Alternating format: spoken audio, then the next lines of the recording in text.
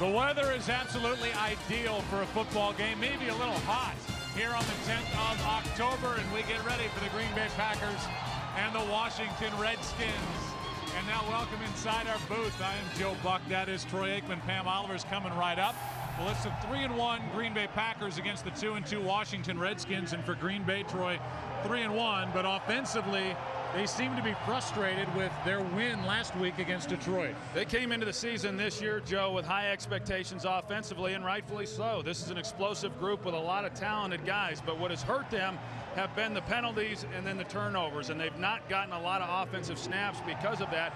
I anticipate a couple of things. One, that they're going to speed up the tempo and try to get more offensive plays in, and then secondly, trying to find a way to get the ball into the hands of Greg Jennings, something that they've struggled to do in recent weeks. On the other side of the ball, you've got a Washington Redskins team coming off an emotional win, a divisional win at Philadelphia last week. That's good. What's bad is they lost their top running back, Clinton Portis, and now it's up to Ryan Terrain to carry the load. Well, Ryan Terrain has impressed, everybody over the last few weeks. He's been awfully productive when he's had his opportunities, and he's going to be a big focal point here today because the Redskins are still about running the football, and for them to have a chance to win this game here today, that's going to have to continue. Now defensively, Green Bay really banged up at the linebacker level and in the secondary, something we'll talk about as we go through the early stages of this one. It is the Packers and the Redskins. We'll be back after this Verizon NFL Mobile Update. Fox Sports welcomes you to the following presentation of the National Football League.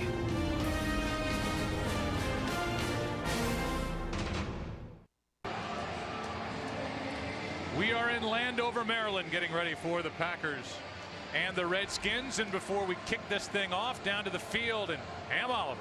Well, Joe, injury is a big part of this game today. The Packers are down 6 prominent players. For the Redskins, tackle Albert Hainsworth is home dealing with a family matter. Clinton Portis is out with a groin injury.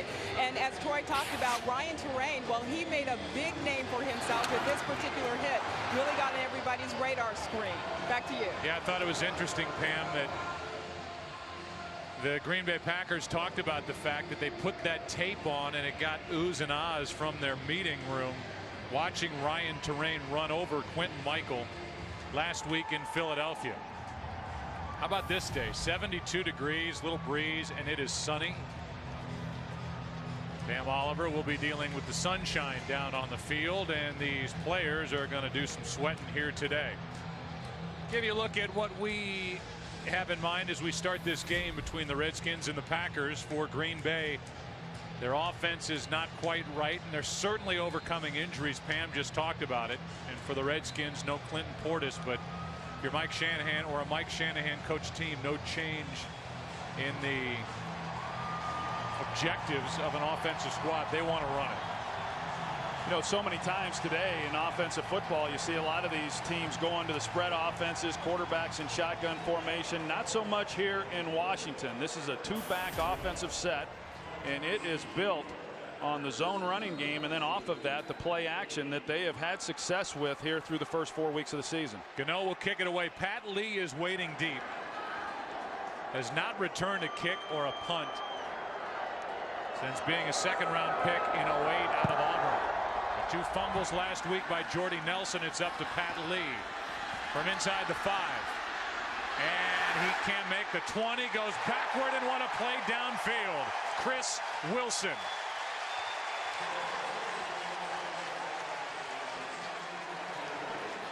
A 7-yard return and a poor start as the kick returner for Pat Lee. Well, not the way you want to start the game if you're Green Bay. They had problems last week in special teams in their return game, and then unable to even get the ball back to the 20-yard line here to open up this game. I tell you, Pat Lee is lucky he didn't lose the ball. He switched arms carrying it and almost lost it.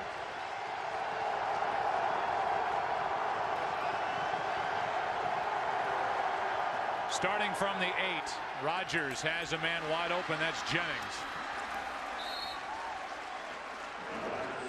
And the completion for 8 yards, a little more breathing room for Aaron Rodgers, who last week was critical of the offensive approach put out there by his head coach and basically coordinator play caller Mike McCarthy. Yeah, I think he just wants more opportunities to throw the ball and give these big play guys more chances for big plays. And that is one thing, but you got to have the ball to do that. And last week, what they have, 40 offensive snaps was all?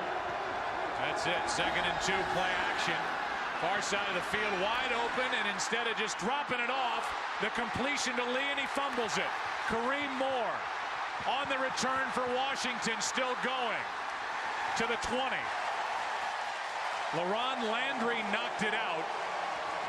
Kareem Moore picks it up, and here's the completion to Lee. Well, he clearly has possession of the ball.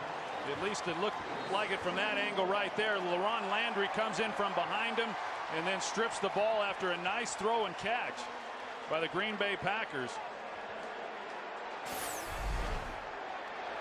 So what'd you talk about coming on the air, penalties and turnovers, and this was a Green Bay team that was plus 24 in the turnover ratio last year. That led the NFL by a mile. Right now they're minus 2. And Jermichael Finley, their big weapon tight end and leading receiver, is going to limp off the playing field. Well, this is already a team that's been dismantled because of injury, and if Jermichael Finley's unable to go, I mean, that is a huge blow to this offensive unit. As is a catch and fumble by Donald Lee. Good start for the Skins defense.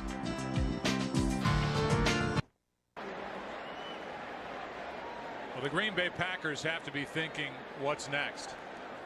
They have to cart Jermichael Finley off the field. Here's the fumble by Donald Lee. LaRon Landry has developed a reputation as being one of the most feared hitters in the NFL. And then Finley's in on the tackle. Doesn't look like much. And then Lee gets in on the tackle at the very end of the play.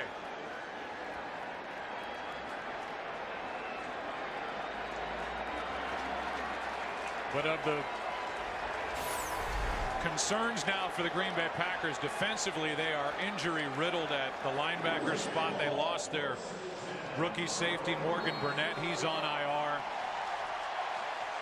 They already have Atari Bigby and Al Harris on the physically unable to perform list. They're due back, or at least can practice after week 6. Now it's Washington taking over at the 21, and Ryan Terrain on the right side. Good play is made, and Desmond Bishop, Troy, is getting a chance to start in place of the injured Nick Barnett, who may be out for the rest of the year with a wrist injury, made the stop. Here are the backs and receivers for the Redskins, and an offensive line that welcomes back their rookie left tackle Trent Williams. Yeah, Trent Williams, who missed the last 2 games, and then Stephon Heyer had to step in for him. And coming off a game last week against the Eagles where that offensive line played awfully well, allowing Ryan Terrain to run the football with effectiveness. Now Terrain goes down in the backfield, and right in the middle of it, B.J. Raji. A loss of 1, and we look at this 3-4 defense. Both teams have a 3-4. Packers play it better than the Redskins at this point.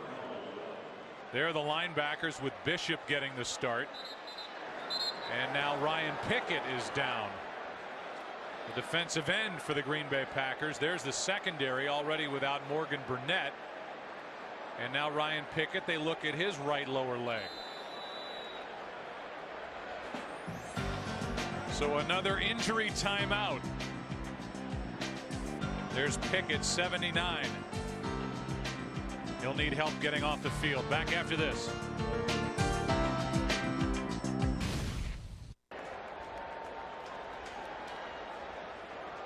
Well, this has been a rough start for the Green Bay Packers. Not only the turnover on their first possession of the day, but they've had 3 injuries happen in less than a handful of snaps. And here's Donovan McNabb on 3rd and 11 with Keelan Williams in the backfield. That's him in motion. Just activated off the practice squad, and a bad snap. It hops right into the arms of McNabb. Matthews makes the play, and the Redskins are out of field goal range. What a mess that was offensively. A terrible series by Washington. A loss of 23, and now they'll have to punt.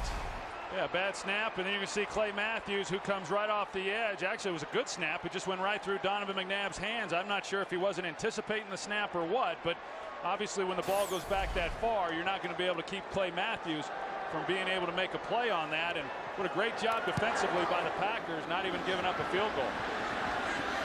Hunter Smith, who was just signed with Josh Bidwell going on IR with a sore right hip, punts it. 34-yard punt, and this is sack number 8, Troy, for Clay Matthews. Well, that's a gift right there by Donovan McNabb, because Jamal Brown, he's he's not anticipating that Donovan McNabb's going to be 15 yards further back than where he's supposed to be within the pocket. You see, it just went right through Donovan's hands, and Clay Matthews right there to then make a play on it.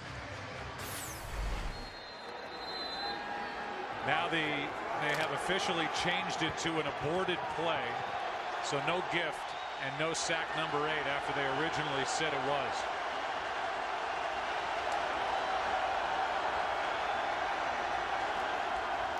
Handoff is to Brandon Jackson. Breaks free. His biggest. Brandon Jackson into Redskin territory. Chased by D'Angelo Hall, and a huge play for this Green Bay run game. 71 yards for number 32. Well, a great way to start this game within the running game, giving it to Brandon Jackson. He does not have great speed. Last year, his longest run from scrimmage was only 9 yards. He gets through that initial defensive front, and then he's right on to the safeties. Kareem Moore has a chance to come up and make a tackle. He is unable to do so. And Brandon Jackson, if he had had a little more speed, he would have scored the touchdown. A career-long run of 71 yards for Brandon Jackson. Here's a completion to James Jones. And Jones is down to the 10. Let's take a look at this offense. It's a 9-yard completion to Jones, an offense that ranks number 19 overall. Number 6 last year, so they've taken a step back. There are the backs and receivers, the quarterback Aaron Rodgers, and it's the rookie Brian Bulaga getting the start at right tackle in place of the injured Mark Tauscher, who's out with a bad shoulder.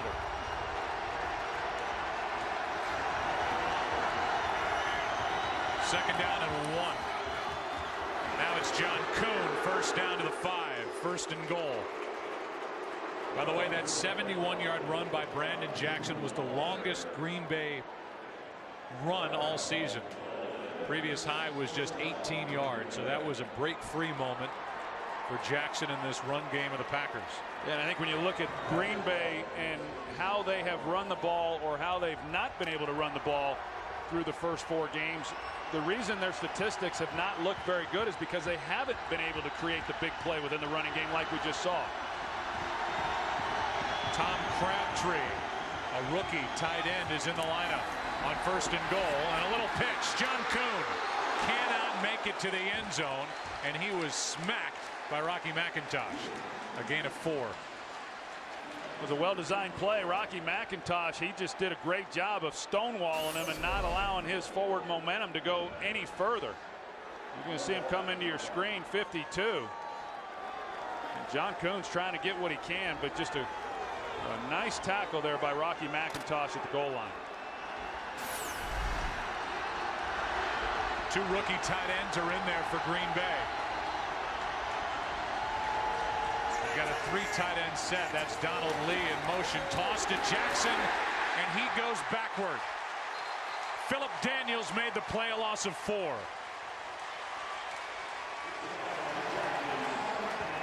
You'll see Philip Daniels right in a defensive tackle right here. And he just is able to come right through that offensive line and then make the play before any momentum was established by Brandon Jackson. This is the number 2 offense inside the red zone. The Green Bay Packers scored touchdowns 75% of the time. Third and goal.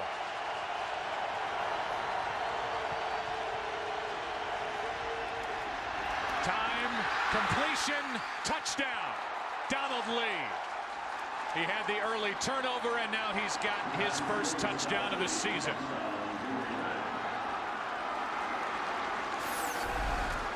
It's just he just comes off the ball and then hooks over the goal line, and they turned him loose in the zone coverage. I couldn't tell who exactly that was on his outside shade who should have been able to pick him up. But they just completely voided that zone within the coverage. And that's got Aaron Rodgers smiling after a frustrating win last week over the Lions. Aaron Rodgers in his career in the red zone, 43 touchdowns, still just 1 interception. The 71-yarder by Jackson set it up. Donald Lee finished it. A smile for Aaron Rodgers, up 7.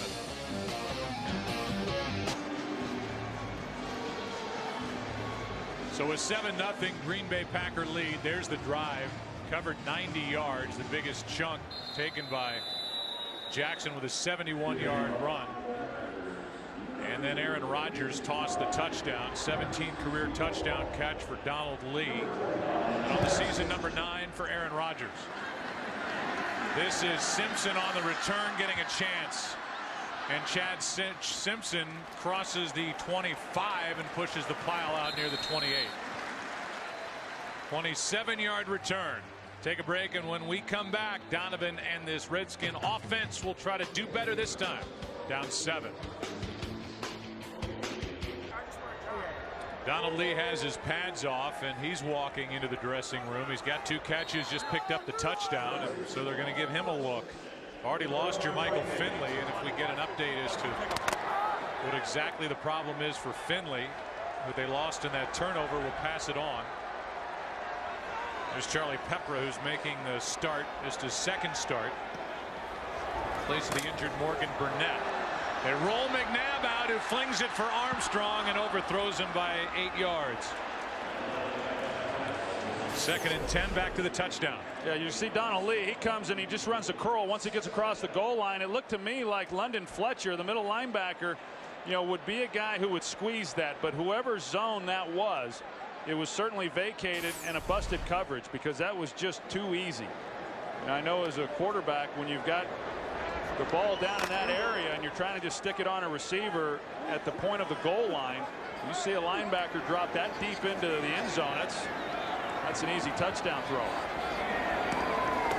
Now 2nd and 10. McNabb sets up a screen for Ryan Terrain.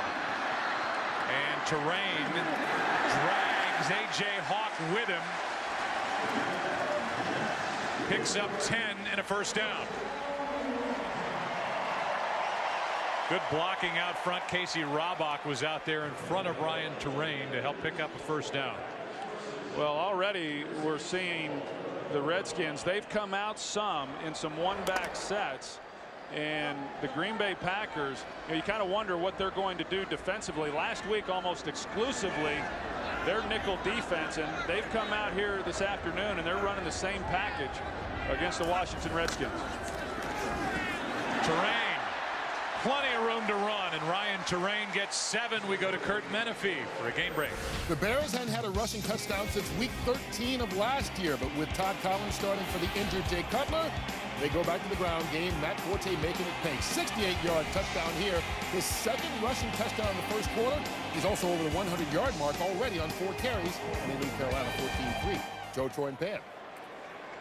So a good start, Kurt, for the Chicago Bears, and that offensive line couldn't block for Jay Cutler last week, but they're blocking for Matt Forte today. Cutler out with a concussion. 2nd and 3. Here is Terrain. Cullen Jenkins got his hand on him. He's only got the right hand available to him, wearing a club on his left hand. Plenty to talk about injury-wise. Let's go down to Pam Oliver. Well, Joe, tight end trying to determine the severity. Finley remains in the locker room. He was joined there by defensive end Ryan Pickett. He also has a knee injury. Finley and Pickett are questionable. Donald Lee is out with a shoulder injury. Wow. So he makes the touchdown catch, jumps toward the fans down the far end of the field after the touchdown, and now he's out. We lost Pam for a second there. That was scary. 3rd and 3. McNabb throws high. Nearly picked off by Woodson. His intended target was Cooley, and he was wide open. McNabb just missed him. Yeah, really good route here by Chris Cooley. You're going to see him push up right there in the zone, Gets away from Desmond Bishop and what should be a real simple catch and simple throw really for the first down, and a ball that sails on Donovan McNabb. Hunter Smith hits his second of the day, and a fair catch is called for and handled by Tramon Williams. Take a break, and then I promise we'll come back. Coming back is this Green Bay offense, up 7.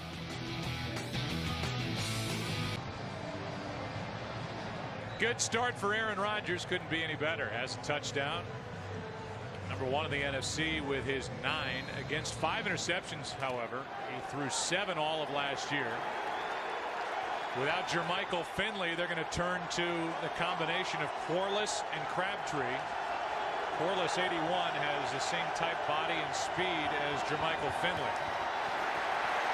Rodgers is flushed out, throws, and there he is. Andrew Quarles makes the catch, has 13 yards up across the 25. Yeah, I like this young man, Andrew Quarles. As you said, Joe, watching him, he has a lot of the same type of attributes as Jermichael Finley, and they'll split him out. They'll let him run some of those wide receiver type routes. He's got good speed for someone his size. But that is impactful not having Jermichael Finley. Certainly, he's a big play threat, but we all know how much Mike McCarthy likes the tight ends and also the fullbacks, and they're having to use one of those guys now, John Kuhn, at the tailback position. So they're weak now in both positions. On first down, here's Jones, and James Jones makes LaRon Landry miss, spins his way for 10 and a first down. There's a new way to play fantasy football. Make real-time substitutions in a 20-minute fast-paced game. New games start every 15 minutes. Play now at foxsports.com/live. I think it's a pretty good showing right now as to the depth and the talent of this offensive group. We talked about it coming in, how explosive they can be, but not many teams could absorb the loss of a Jermichael Finley and come right back to a guy like Quarles and get the kind of game that they just got. Quarles, a 5th-round pick out of Penn State. This one was attempted to be dropped off for John Kuhn, incomplete. And Aaron Rodgers is 7 for 8 to start his day. His first incompletion. Aaron Rodgers this week, because of his comments after the game last week against Detroit, saying he was frustrated, he wanted the ball in his hands, he wanted an opportunity to make more plays. There was a lot of discussion then, and I think probably blown out of proportion. As a quarterback, you want the ball in your hand, and you want to allow these guys to do the things that they do, and he knows that they're a much better offensive unit and should be doing a lot more than what they've shown here in the early going of this 2010 season. On second down, Driver had it and lost it. It's an incomplete pass. It'll be 3rd and 10, and we go for a game break. Here's Kurt. Well, how about a complete pass for a touchdown? Eli Manning hooking up with Hakeem Nicks. 6 yards on the reception and the score, and the Giants lead it in Houston 7-0 in the early going. Joe, Troy, and Pan. Well, the Giants got their ground game going last week, and now they should, Troy, get that passing game going against the Texans secondary. They got that pass rush going as well last week against Chicago, and one game can turn around a season. This would be a big win for the Giants in Houston if they're able to pull it off. It's 3rd down and 10. Rodgers buys some time and now throws across and almost got Greg Jennings in a terrible position. Fletcher laid the hit. Pass incomplete, and that was a dangerous throw. Yeah, receivers don't like this too much. Here you've got Greg Jennings going across the top, and he's outstretched trying to make a catch, and then knowing you're going to take a hit. And there's the rookie Balaga against Brian Orakpo. He takes an inside rush, but Mike McCarthy talked about the rookie and said we want to try to get him going early and provide him a little help. That time he didn't get any, but did a pretty good job against Orakpo. London Fletcher there to lay the wood on that and almost got a lot of Greg Jennings with it. Jennings able to hop up. Fair catch, but a penalty flag is thrown back around the 29. 50-yard punt by Mastek. He's been frustrated and struggling. He'd like this one to count.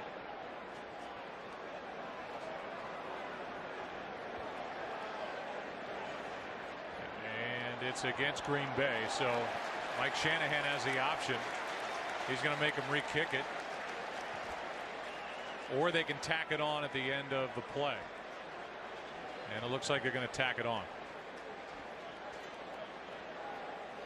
Personal foul, chop block, kicking team number 29. 15-yard penalty will be added to the end of the kick. First down, Washington. Timeout. So it's a call against Derek Martin.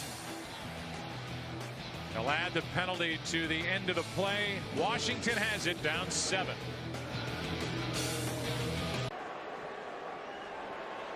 Word on Ryan Pickett is they're retaping his right ankle, and they expect him to return after he answers a series of questions about, does this hurt? What if I do this? Does that hurt? Well, they need him in the lineup. I mean, of the defensive linemen, he's the biggest. And against this Redskin team that really wants to run the ball, you know, they miss some real size up front if he's unable to go. Saw number 96. That's Mike Neal. Missed the first 3 games with a rib injury. Made his debut last week against Detroit and forced a fumble. McNabb throws, pass complete, penalty flag on the play as Cooley makes the catch. Good for 5. The flag is down in the secondary, and it's against Green Bay. In fact, Donovan McNabb was never even looking that way. It was to his left. Tramon Williams is who they make the call on against Anthony Armstrong. Prior to the pass, illegal contact, defense, number 28, 5-yard penalty, automatic, first down. So it's a Packer penalty. A team that was penalized 18 times 2 weeks ago in Chicago, only 3 times in their win at home last week over Detroit. Keep an eye on that stat as we go through this game. 7-0 Packers with their 3-1 record, taking on the 2-2 Redskins, who are in a wide open NFC East. Terrain right side. Matthews got his hands on him first, a gain of just 1. Well, we're seeing Green Bay match up personnel-wise with the Redskins. When the Redskins have gone with their 3 wide receiver sets, for the most part, the Packers have come in with their 5 defensive backs, and when the Redskins have come in with 2 tight end packages, as they were in that last play, then the Packers are going with their 3 down defensive linemen and their 3-4 front. McNabb's in trouble. Gets away from Colin Jenkins and throws for Cooley, incomplete. Had it in his chest and lost it. Covered by Pepra, who's making the start at strong safety. You see Colin Jenkins right there. He's able to get by left guard Corey Lickensteiger with a good swim move, and great job by Donovan McNabb avoiding Jenkins and then getting out on the edge, and makes a nice throw here, and you don't see that very often from Chris Cooley, one that he certainly should have caught, and more times than not will. Easier for McNabb to get away from Colin Jenkins, who couldn't do anything with that left hand. Wearing a club on it. He was injured in week 1. Redskins have been terrible on 3rd down. Here's a pass caught, but short of a first down, Santana Moss, and he was brought down by Pepra. Pepra's been all over the place here in his 2nd start, replacing the injured Morgan Burnett. And he hasn't been 100% either. He's missed the last couple of games because of a quadricep injury, and you know, this is not easy to do. Now, a ball that had gotten on Moss maybe a little bit quicker, and he has some room to work, but for Pepper to be able to come up in the open field and make that tackle and keep Moss from picking up the first down, nice job. Already the 3rd punt in this first quarter for Hunter Smith. Tramon Williams gets around his own guy, gets to the 15, and that's it. 52-yard punt, 7-yard return. How about next Saturday? The National League Championship Series will begin, and it will begin on Saturday night here on Fox. Who will the participants be? Big win coming back for the Braves a couple of nights ago in San Francisco. That series is tied 1-1. The Phillies are up 2-0 on the Cincinnati Reds. Of course, the story this week was the pitching of Halladay, who worked a no-hitter in Game 1. That's next Saturday, the NLCS, and then we'll have the World Series. Kick it off at 7:30 Eastern, 4:30 Pacific.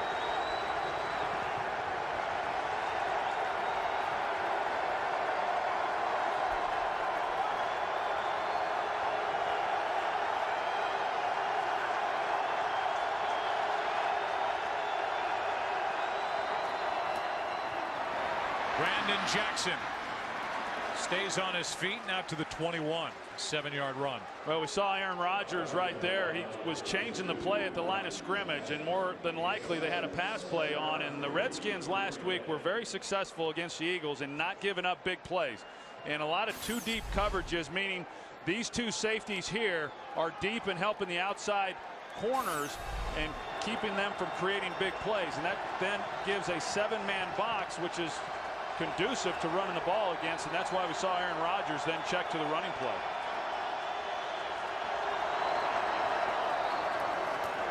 Quick throw for Jordy Nelson. And Nelson shakes a tackle and almost broke it. Nelson good for 9 and a Green Bay first down. And despite the injuries, we welcome you inside our broadcast booth. I think you have to be impressed with the start here so far for the Green Bay Packers. Yeah, I mean, outside of the turnover that they had on that first possession, but other than that, they're getting in and out of the huddle, and I think that's so important to offensive football. In fact, Mike McCarthy talked about it, and that we're not getting enough offensive snaps. So one way to do that is, one, not turn the ball over, but then also kind of hurry it up a little bit and see how many snaps you can cram into a 60-minute ball game.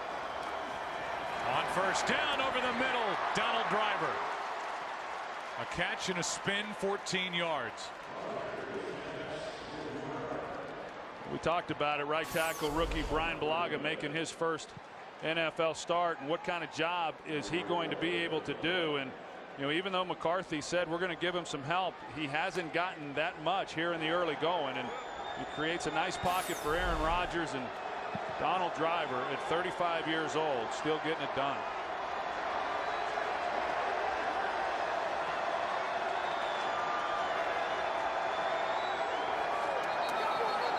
Bulaga got an early start. That's the way that Ball deal start. works, right? Offense, number 75, 5-yard penalty, first down. The minute we talk about somebody. That's why you never brag on offensive linemen. As soon as you do, they do something like that. All right, Brian, I was going to talk about you, buddy. That's why Flozell Adams won't talk to you anymore. Good for 2 a game. First and 15, under a minute to go, first quarter, and Rodgers has completed a pass to 7 different receivers already. That's why they're tough to defend. Rodgers slings it downfield and completes to Jones, who gets smacked by LaRon Landry, but a completion of 35 yards from Aaron Rodgers. Like Aaron Rodgers initially was trying to go to the middle to Tom Crabtree, their other tight end, and you know, James Jones makes a nice release, and that's that void that I showed a moment ago with the safety playing deep and corners up. There's that area at about 15 yards along the sideline that the Eagles were never able to exploit last week. That time James Jones was able to.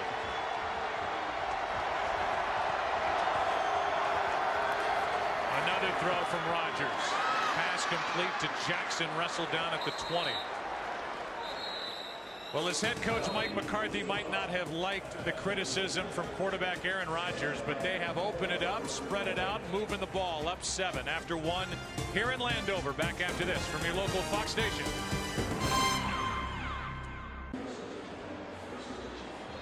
Well, the Packers can come at you from so many different angles. Well, they're on pace for 800 yards today. I think that would be some kind of record, don't you? I would think. They average over 320 a game. Over 200 total yards in the first quarter. And turned it over once. Here's a completion and a first down. Pass is caught by James Jones, who's been busy, in a gain of 11. We'll go back and take a look at Aaron Rodgers here, and he's going to get flushed out then to his left, and the throw that he makes right here, because Phillip Buchanan actually plays this pretty well, and you've got to throw a perfect pass over a corner and get it into that hole before LaRon Landry, the safety, gets over there, and you're doing that all while running to your left. One of the hardest throws for a quarterback to make. This guy can flat out do it all, and right now there's not anyone that I know of really playing better than him in the National Football League. First and goal, slings it to Jordy Nelson, who's trying to get in, And he is going to be whistled out of bounds just before knocking over the pylon. They're going to mark him out at the 1. And he may have stepped out prior to that. If he didn't. Yeah, that was close. It was close right here. You're going to see this right foot. And he's not out. Next step. He's not out there, it doesn't look like. Right here. And then he's out. So he's still got a favorable spot. If they challenge that, they'd likely move him back a couple yards. 2nd and goal. Handoff is to John Kuhn. And he fights his way to the goal line. No signal. And they're going to mark him short. Chris Wilson made the play. And it'll be 3rd and goal from literally inches outside of the goal line. And I can't imagine Green Bay, if they don't make it here, not trying for it on 4th down if the ball is in this same area. Yeah, I think they will too. And if that's what they've concluded themselves, then that changes what you're willing to do here on 3rd down, knowing you've got another down to go for it if you don't lose yardage. They keep it with Aaron Rodgers. He doesn't get it, and now the decision.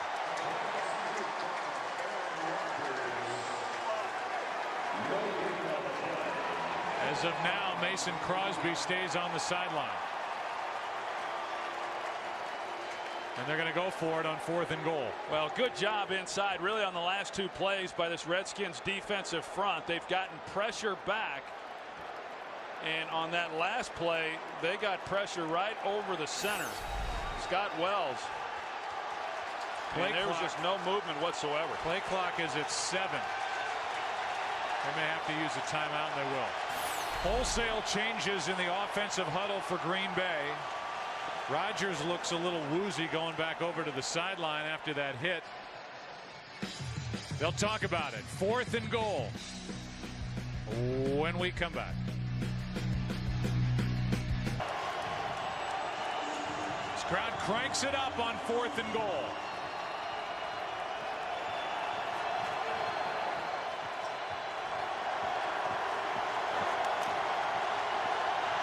Some play action pass here, Joe.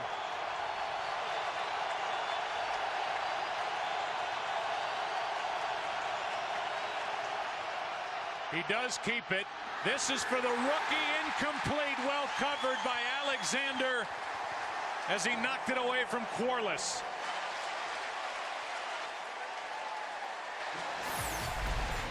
Pressure by Chris Wilson. Lorenzo Alexander, who does it all for this Redskin team, made the play. And the Redskin defense holds on 4th and goal. 2 guys hooked up on that last play here in the NFL who were good friends in college at Cal. Lorenzo Alexander, according to Aaron Rodgers, took him under his wing when he transferred there from junior college. He made the play on 4th and goal. I don't know how you can move it any closer to the end zone, but Jamal Brown just did that. Well, and that's why hard count's actually a good thing to use down here if you're the Redskins. 1st down. Well, you go back and take a look at this 4th down play. You're going to see Lorenzo Alexander right there. He does a great job initially of taking away the inside and then forcing Quarles to go to the corner. And he's in a trail technique, but Lorenzo Alexander, I mean, this guy has played virtually every position on the field at one time or another, and he's getting his chance to start again here today. McNabb gets rid of it to Terrain, and he just gets it out of the end zone to avoid a safety, and now Rabach lays down. I'm not sure Terrain was expecting that one. He turned around and then all of a sudden had the pigskin in his arms.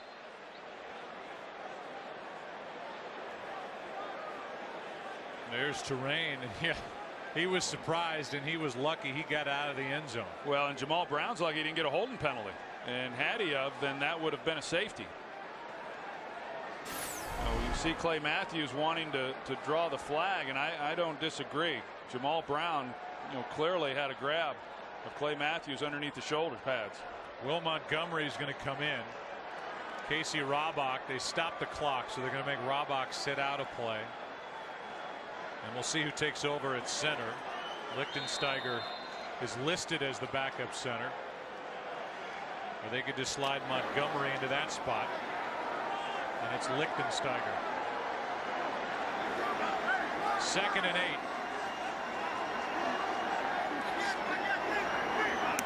Actually, Montgomery at center, and the pass from McNabb to Sellers.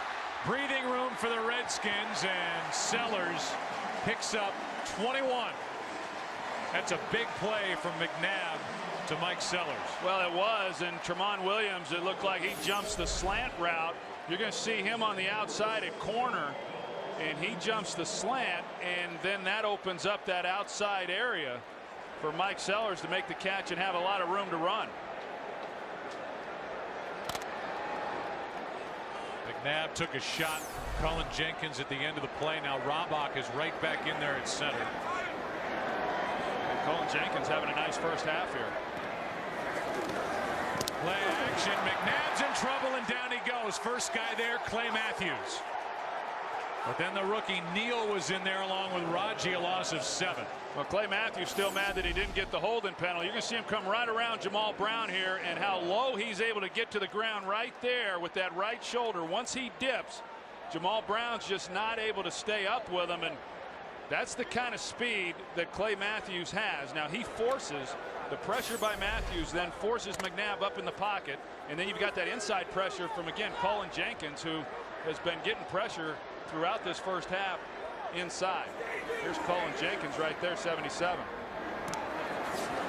2nd and 17. McNabb over the middle. Pass caught. It's Chris Cooley. But a minimal gain of 6. That'll bring up 3rd down for Washington. You know, this Green Bay defense was, injury riddled throughout the preseason, and Dom Capers, their defensive coordinator, did not get the opportunity to practice with many of his starters, mostly linebackers, throughout the preseason. Going into week 1, wasn't real sure how that unit was going to come together, even though they had played together a year ago. And that has continued throughout this season, the adjustments that Dom has had to make because of injuries. It's 3rd and 11. Redskins trying to get something going on 3rd down. That pass to Keelan Williams is short of the first down.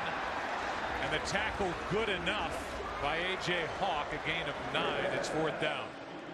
Yeah, Washington has really struggled on that down throughout this season. And when you get in long down in distance, it's hard to convert. Last week they were much better against the Eagles, but here in the early going of this game, they have yet to convert on 3rd down. 4th punt from Smith. Tramon Williams from the 15. Has room up the middle. Tramon Williams inside the 40 to the sideline and knocked out at the 32 by Westbrook. Special teams have been under fire for the Green Bay Packers, but it's a 52-yard return for Tramon Williams and a big lift for this Packer team. Well, here it is. There's a good block on Lorenzo Alexander right there where he might have had a chance to be able to make a play, but you can see what a good job the Packers return game does blocking and how much field Tramon Williams had to work with. Just a middle return and a great job of execution. You can bet that Coach Slocum, the special teams coach, spent a lot of time on those things this week. You're right. They were under the gun in that phase of their team.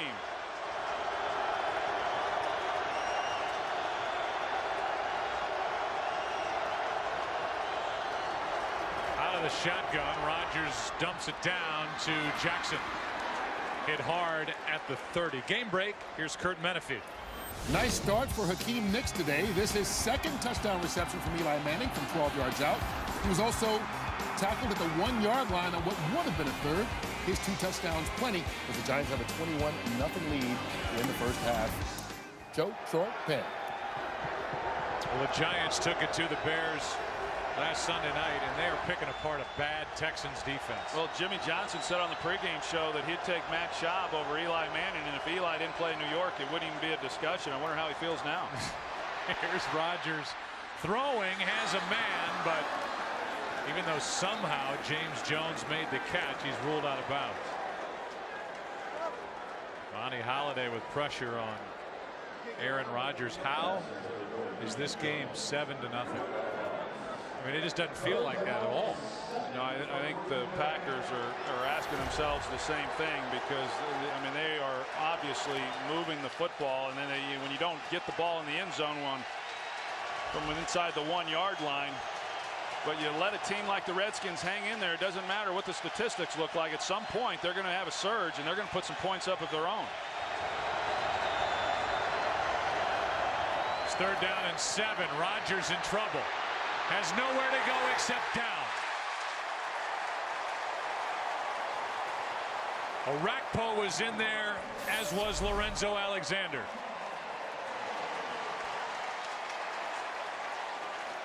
Just really pretty good coverage around the board. You look at it, and Aaron Rodgers didn't have anywhere to go. Orakpo, he switched to the opposite side. He thought he'd work over Chad Clifton a little bit if he could, and that's just great effort right there by Brian Orakpo, because he got ran out. Clifton does a good job against him, but because of his relentless pursuit, he's able to circle back in and get the play on Aaron Rodgers. He's been frustrated with a lack of stats and sacks. That's number 3. Play clock is winding down, and a 52-yard try is perfect from Mason Crosby, who set a franchise record with a 56-yarder at Philadelphia Week 1. It's no longer 7-0. Announcer people, it's 10-0. Green Bay on top. A big one from Mason Crosby.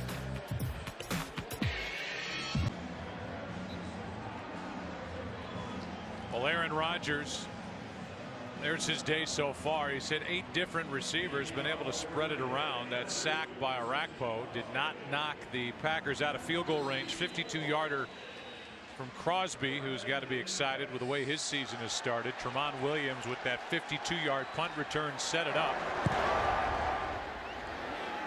And here is Brandon Banks on the return from about the 1. He can fly, and he proved it at Philly last week. A penalty flag is down. There's a flag down as Banks is caught by Pat Lee. But a flag back at the 15-yard line.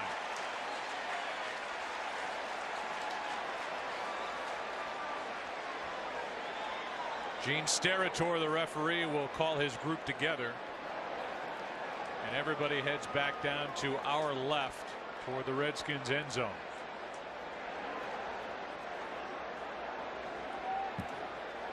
And sooner or later, Donovan McNabb and this Redskins offense has got to get something going. Illegal block in the back. Return team, number 48. Penalty is half the distance to the goal. 1st down, Washington. Timeout. Wipes away a 62-yard return. There's the block in the back by Chris Horton on Jared Bush. Big call against the Redskins. You look at what Donovan McNabb has done dating back to the second half of his return to Philadelphia last week, and now what's gone on so far today. The answer is nothing. He has not been able to move this team at all through the air. Terrain has had a couple of good runs today, but that's it, and it's 10-0 Packers here in the second. And that's kind of been his play since coming here to Washington. I mean, it's been somewhat inconsistent. I mean, he's had moments, especially week 2 against Houston, where he threw the ball as well as he's thrown it at any time in his career, and then he's had other times where he's not been quite as sharp. Here is Terrain trying the left side. Collins can't make a tackle. Decent run as Ryan Terrain picks up 4.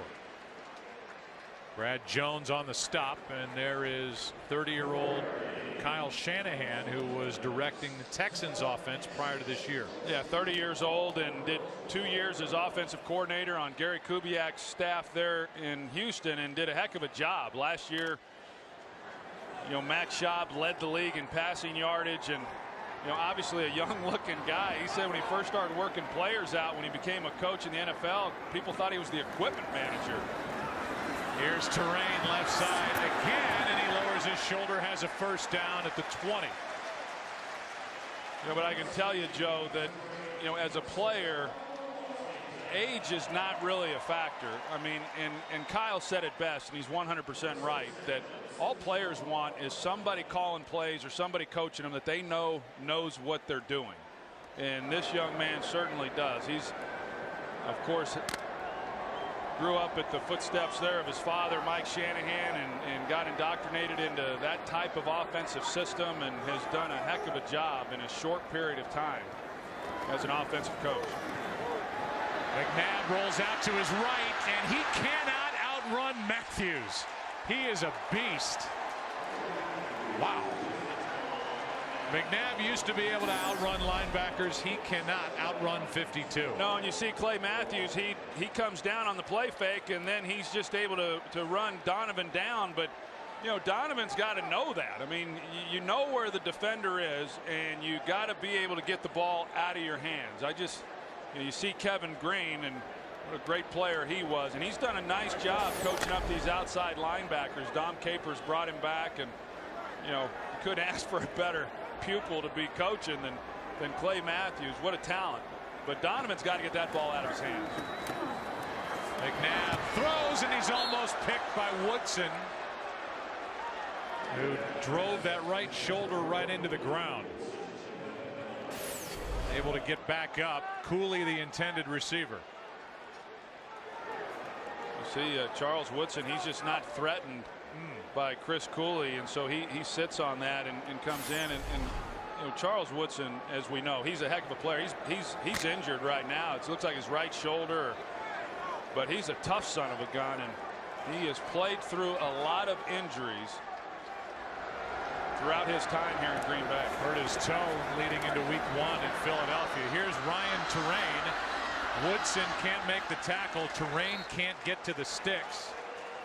A gain of 9, and this offense is right around the line of scrimmage, nothing down the field. Donovan's not creating anything, it's just doing nothing. Well, and this is, they know. I mean, this is an offense that if they can't run the ball, they're going to have problems, because Donovan's not just going to sit back in the pocket and throw the ball to the people that they have. I mean, they've got to be able to run the ball. They've not done that, and then that affects what they're able to do play action wise. Here is Tremont Williams coming off a big return. Starts at his 25, gets spun around, stays on his feet, but nowhere to go. He'll make the 30. Who was down there first? Lorenzo Alexander, who does everything for the Redskins. Next week, it's week 6 across the NFL, and we look at the slate of games. It's a good one. Falcons and Eagles, Seahawks, Bears, Lions, Giants, Cowboys at Vikings, the late half of the doubleheader. Game 2 next week, and it all starts with the Ford Fox NFL pregame show, brought to you by the all-new Ford Edge Drive 1. Yeah, you talk about that Vikings-Cowboys game next week, and the Vikings were somewhat of an afterthought here through the first 3 or 4 weeks of the season, but that trade for Randy Moss put them on the NFL landscape this week, that's for sure, along with some other things. Yeah, no doubt. On first down, Driver started to run before he made the catch. 2nd and 10, game break. Here's Kurt. Frank Caliendo's upset pick the Cleveland Browns over the Falcons. Seneca Wallace hooking up with Peyton Hillis, who makes a nice one-handed catch, making Frank look all right now. They lead at 7-6. Atlanta's, though, marching late in the second quarter. Joe, Troy, and Pam. Peyton Hillis has a touchdown in every game this year, by the way. That's good for anybody who's got him in their fantasy team. 2nd and 10. I wonder who does. I don't know. Rodgers steps up and now throws, has James Jones, but threw it too high.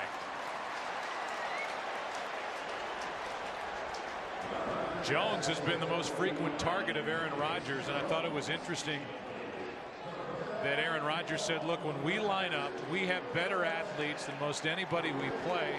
Let's get James Jones on a 3rd or 4th cornerback, and I'll just go to work. Yeah, or Jordy Nelson, or, you know, Andrew Corliss. I mean, you know, he's absolutely right, because when you start getting to your 3rd, 4th, 5th targets, you know, there's not many defenses that have guys that can match up with the players that Green Bay has. Thrown to James Jones 6 times. He has 4 catches, and this one incomplete for James Jones. So he has targeted Jones 89 7 times. Even though part of his ambition today was to get Greg Jennings more involved in the offense and try and pump up his stats. And I think Aaron Rodgers is a little disappointed in himself on that particular throw, not an easy catch there for James Jones to try to make, and had he have given him a better ball and delivered one on the money, I think James Jones had some room to run. Brandon Banks for the Mastay punt. Stay away. It takes a Green Bay bounce. And they're going to mark it down at the 25. And so now Donovan McNabb goes back to work.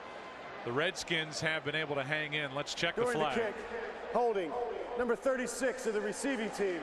10-yard penalty from the end of the kick. First down, Green Bay.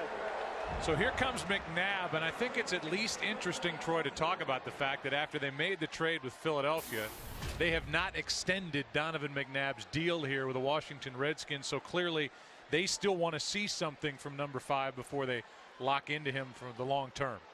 Yeah, I think you're right on that, because there hasn't been anything done yet, but yet they gave up a second-round pick for them or for him, and that's kind of been the way the Redskins do things. It's interesting that they're playing the Packers because, you know, they don't give up draft picks, but the fact that they gave up a second-rounder, you know, conventional wisdom would say, okay, well, they're going to sign him and they're going to keep him around for another 3 or 4 years or however long Donovan decides that he's going to play, but there's no guarantees. They gave up a second-rounder last year for Jason Taylor, and he was one and done.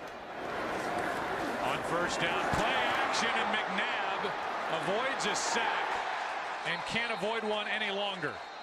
Mike Neal lost his helmet, and McNabb is brought down back inside the 10. There is a flag down, and it's hands to the face against Green Bay.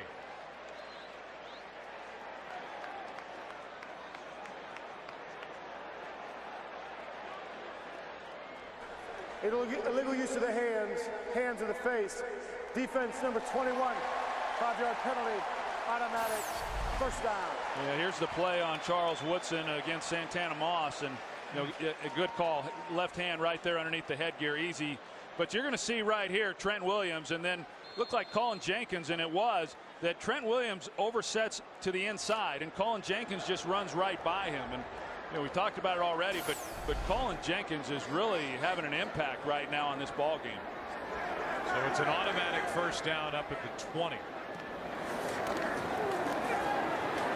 McNabb. There's Colin Jenkins again, and the pass nearly intercepted. Sellers, the intended receiver, and after a tip, A.J. Hawk almost came away with the ball. You know, this group up front, Colin Jenkins, you're going to see him here, 77, but B.J. Raji is also on the nose, and those two guys are getting some pressure. B.J. Raji is who flushes out McNabb right then into Colin Jenkins. And for two guys like that, with that kind of size, that make an impact in the running game as they have here today, and as they did a year ago, to also be able to move the pocket and pressure the inside and allow those then linebackers to come off the edge, that's a pretty impressive performance right now by this defensive front. Now it's 2nd and 10. Blitz coming, and McNabb down at the 10. And it's Desmond Bishop getting the start for Nick Barnett, who gets the sack. They are just ripping apart this Washington offensive line. We're going to see Corey Lickensteiger here. He's supposed to pass this off. Once you've got Colin Jenkins twisting to the inside, he's got to come off that sooner and then be in a position to pick up Bishop. He's not there in time. Bishop gets a free run then on Donovan McNabb, and Donovan shouldn't expect him to be getting hit because it should have been blocked up. Green Bay takes a timeout on defense before a 3rd down.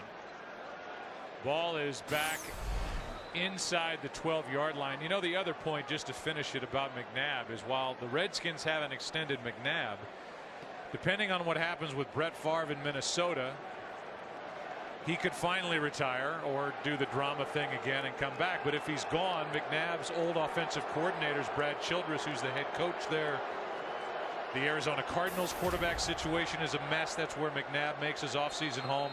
So it cuts both ways, and there could be options after this year for McNabb beyond Washington. Oh, I would agree with that, and I also think then you'd have to see what are the Redskins going to do, and knowing Mike Shanahan, he's going to draft a quarterback, because otherwise you're just going back into the free agency pool if you didn't bring him back. It's 3rd down and 18 for McNabb, who gets around Clay Matthews, and now will air it out. Santana Moss. And a huge play from the Redskins here with 3.5 to go in the half. McNabb made that happen. 52 yards to Moss. Santana Moss is the one who makes this happen. Once he comes on the deep crosser, he sees McNabb in trouble, and right there is when he then got vertical up the field and gave McNabb somewhere to go with the ball. Pepra was in coverage. He was actually in good coverage, but because McNabb was able to extend the play, Moss then got vertical and gave McNabb a perfect outlet up the field. So quarterback and receiver with a big play. Now the Packers were not set defensively. They were scrambling around, and the handoff to Terrain is good for 7. Woodson on the tackle. And just like that, Troy, a 52-yard completion to Santana Moss. And the outlook is a lot brighter for the Redskins in one play. Well, and that's what I was talking about a little bit earlier, that every team in the National Football League at some point is going to have a surge to where they get a little momentum. And, you know, as much as the Packers have dominated this first half, regardless of what happens here, if they come away with any points, it's a one-possession game. Terrain running hard, and Ryan Terrain has a first down for the Redskins with 2.5 to go. And it doesn't hurt with that completion to Santana Moss. You come back then with a couple of runs with Ryan Terrain.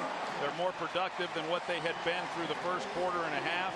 And this crowd, you can feel it. You know, they've gotten a little energized here over the last 3 plays also. Redskins seem content with 3 timeouts remaining to let the clock wind down to the 2-minute warning. That's where we'll go. 2 minutes left. 10-0 Green Bay, and the Redskins on the march here in Landover.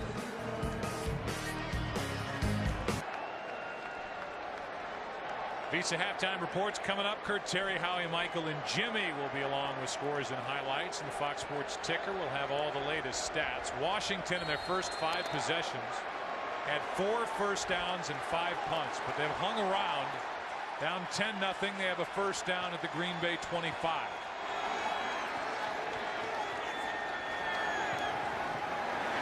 McNabb rolls out, throws, corner end zone, Moss, incomplete.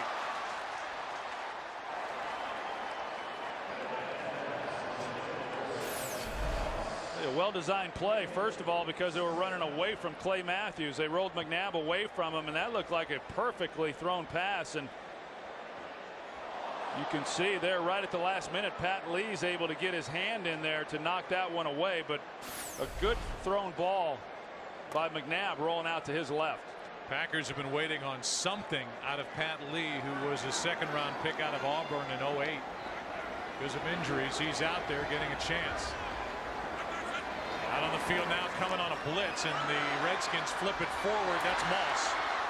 Colin Jenkins made the play. And Moss is brought down, looked to be inches short of a first down. Depends on the spot. You know, this Packers defense, last year they were just so dominant. We talked about the injuries, and you know, this year and the things that they have not been able to do as far as stopping the run, doing a great job in that area here today. But the one thing that has been consistent this year from a year ago is they just are tenacious and play with great effort. Here's a handoff to Terrain, a conversion on 3rd down with 1:13 left in the half. Now 2 of 7 on 3rd down. There's Clinton Portis, who has a 3rd-degree separation, actually tore part of the groin muscle off the bone. They say he's out 4 to 6 weeks, and he is less than 200 yards shy of 10,000 rushing yards for his career. Inside the red zone now for the first time of the Redskins. Tied for 30th in touchdown percentage in this area in the NFL. McNabb over the middle, incomplete for Anthony Armstrong. Had him open, throw too high. Well, he had a chance had he have been able to hold the ball a little bit longer, because the linebacker got underneath that throw right there. But had Donovan have held it a little bit longer and waited till he cleared the linebacker, he would have had an easier throw. But you know, the pressure that Donovan has been under in the pocket, I mean, that's what happens. You start not trusting the protection, and then you tend to rush the throws a little bit and not hold it as long as what maybe protection sometimes allows you to do. 2nd down and 10. This is Cooley. Doesn't go down easily. It'll bring up third down, and a timeout is taken by the Redskins. And now it's Jamal Brown down on all fours, slow to get up. Starting right tackle, who is spelled at times by Stephon Hire. We could see number 74 Hire come in here now. Yeah, and I think that if you've got Stephon Hire coming over to right tackle, which is what will happen, I can pretty much guarantee you that you're going to see 52 Clay Matthews lined up right over him. I would. Look for the guy with the whitest pants who hasn't been in the game. That's Hire. And if you're wearing number 52 with hair hanging out of the back of your helmet, come get him. Jamal Brown is trying to shake it off. I hope Stephon Hire put on his wide receiver cleats today. It's third down and 4. Matthews can't wait. Yeah, he's right here. He's waiting for him. We're going to give him a little help with tight end Chris Cooley.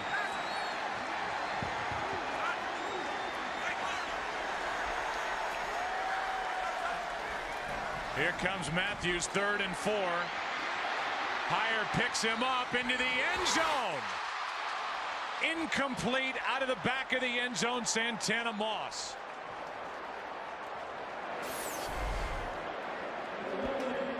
Hey, you see Moss there along the back line, and there is, he stepped out first of all, and then he can't be the first to touch the ball. And even if he had not stepped out of bounds, there is no force out any longer in the NFL, and so it wouldn't have been a touchdown regardless.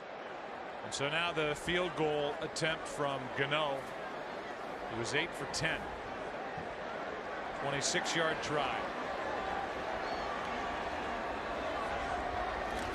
A bobbled hold from the new holder, Hunter Smith.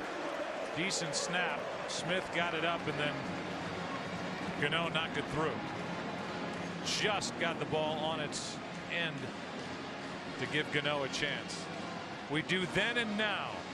Larry Brown, great running back, spent his entire 8-year career with the Redskins, 1969 to 76, 4-time Pro Bowler, named one of the 70 greatest Redskins, currently working in the commercial real estate business.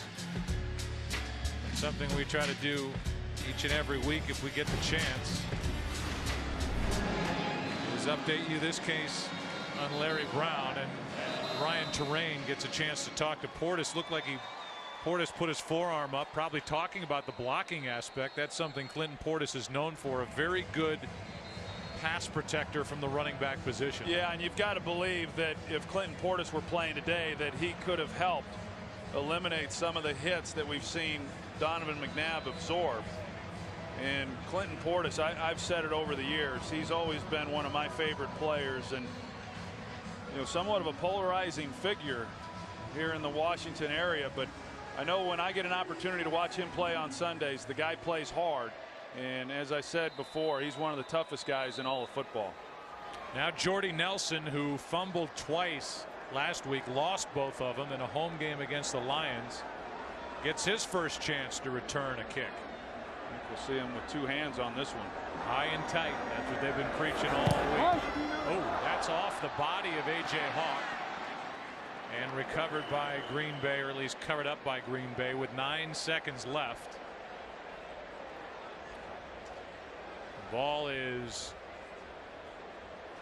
just inside the 40. Simpkins, who was just added to the roster, and a guy who was playing in the indoor football league in Green Bay, when he was added to camp as just a body basically to help fill out and get work in, is now active because of the injuries to Chiller and Nick Barnett.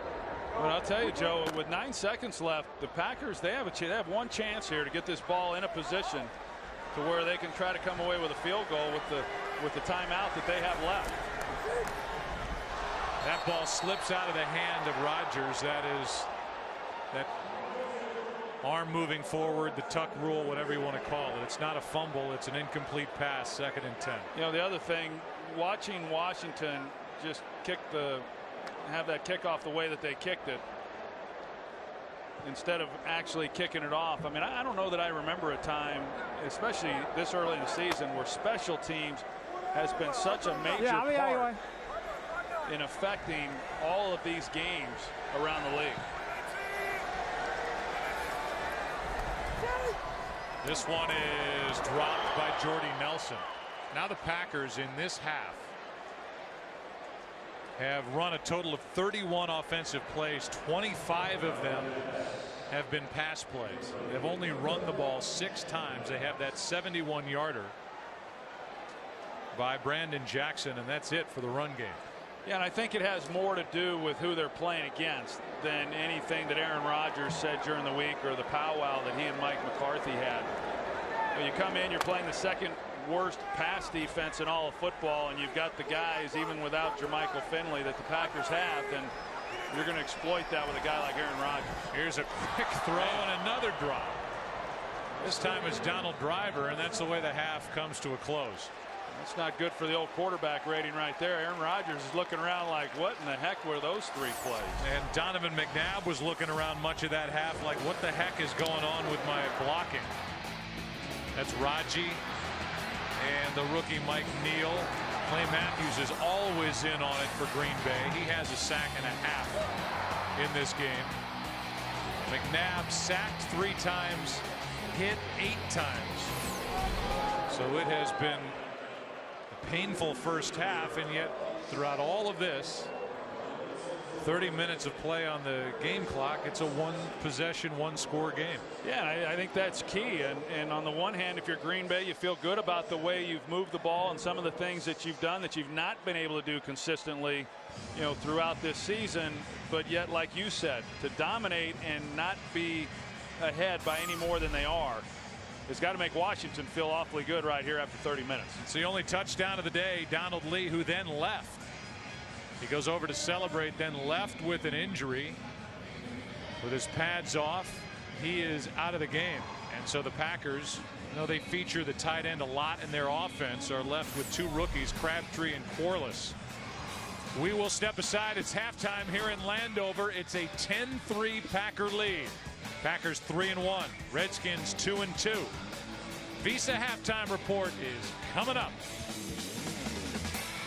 Donovan McNabb knocked around in the first half. We'll try to get it going in the second. Aaron Rodgers up by 7. Second half right around the corner. There's a look at the first half stats.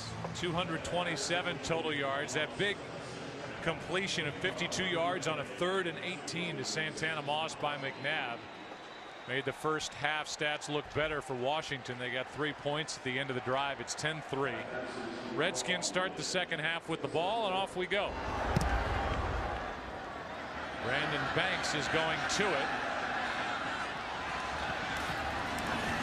And Banks picks his way out across the 25 and was hit by Corey Hall. Let's go down to the field and Pam Oliver. Well, Joe, even though the Packers were able to move the ball, Mike McCarthy felt that losing tight ends Jermichael Finley and Donald Lee really kind of unraveled things a little bit for them. He says we have got to start pulling away from the Redskins. The offense left way too much out on the field. As for Mike Shanahan, he says that the field goal at the end of the half was really encouraging. He thinks the offense may have found a rhythm, but he feels like the Packers really kept him off balance defensively. All right, Pam. Yeah, a lot of pressure from Green Bay defensively despite all of the injuries at the linebacker level with Barnett and Chiller losing their safety Burnett. Prepra seems to have played pretty well here as A.J. Hawk makes that play, a gain of 2, Terrain on the carry for Washington. I think what Pam said in her conversation there with Mike McCarthy is good stuff, because you look at what the Packers did offensively there in that first half. Only 6 running plays, and one of those was a scramble by Aaron Rodgers. And so 5 rushing plays, and yet they got the 71-yarder from Brandon Jackson, and then they really didn't continue with that. They got away from that and were throwing the football. And I think a lot of the reason for that is because of the injuries to the tight end position. McNabb setting up a screen for Terrain. And Terrain runs into Pepra, who makes the stop, a gain of 5. Pretty good open field tackle by Pepra, who's getting the start across from Nick Collins in place of Morgan Burnett. It's worth mentioning again that Atari Bigby and Al Harris, one of the real good corners in this league, are both on the physically unable to perform list, and they'll be able to come back after next week's game and start practicing with the team. Packers have lost Finley, Lee, 2 tight ends, and Ryan Pickett. That happened early here against the Redskins. On 3rd down, over the middle, pass is caught for a first down. Moss, and the tackle by Collins, a gain of 13. Well, McNabb got just enough time to get that off. He goes to the ground again after he turns this one loose, but a good route by Santana Moss right there off of Tramon Williams, the corner, and then in front of the safety, and McNabb's able to put this one on him and protect himself a little bit. And a nice conversion.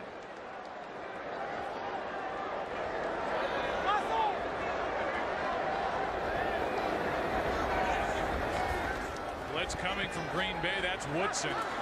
Doesn't get there, and this one's aired out. Well covered. Tramon Williams is covering Joey Galloway, who at the age of 38 in his 16th year can still run, but he is starting, Troy, to lose his grip on that spot on the outside. They like number 13, Anthony Armstrong, who's been more involved here today. Yeah, they kind of start Joey Galloway and then they play Armstrong as if he's the starter, and I think as Armstrong gets a little more experience, then Galloway's role is going to decrease even more, because there's really not much that Joey does at this stage of his career that Anthony Armstrong can't do as well.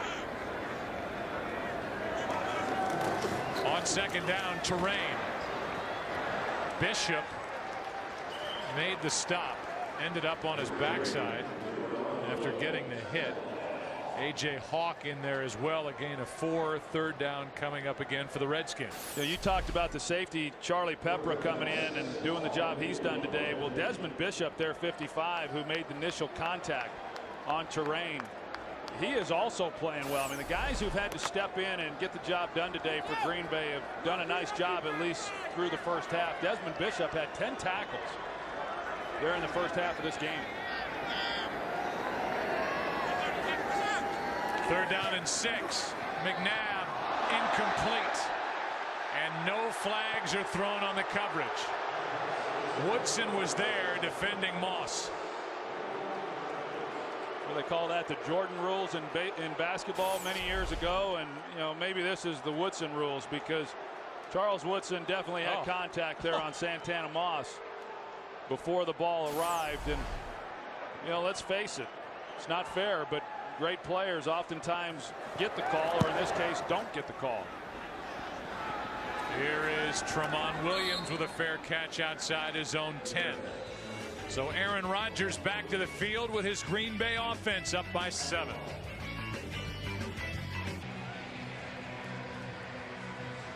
Well, this will be the 5th time in 8 possessions that the Packers have started inside their own 15. Aaron Rodgers ended that first half 0 for 7 throwing it. 14 of 25 overall.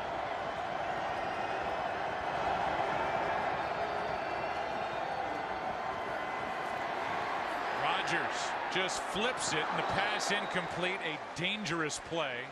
Brandon Jackson, the intended receiver, and back to that non-call on 3rd down. Yeah, and a significant non-call, because they get a first down if they do get the pass interference call. And clearly Woodson's going through the back of Santana Moss, and Mike Shanahan, as we went to commercial break, and not happy about that at all.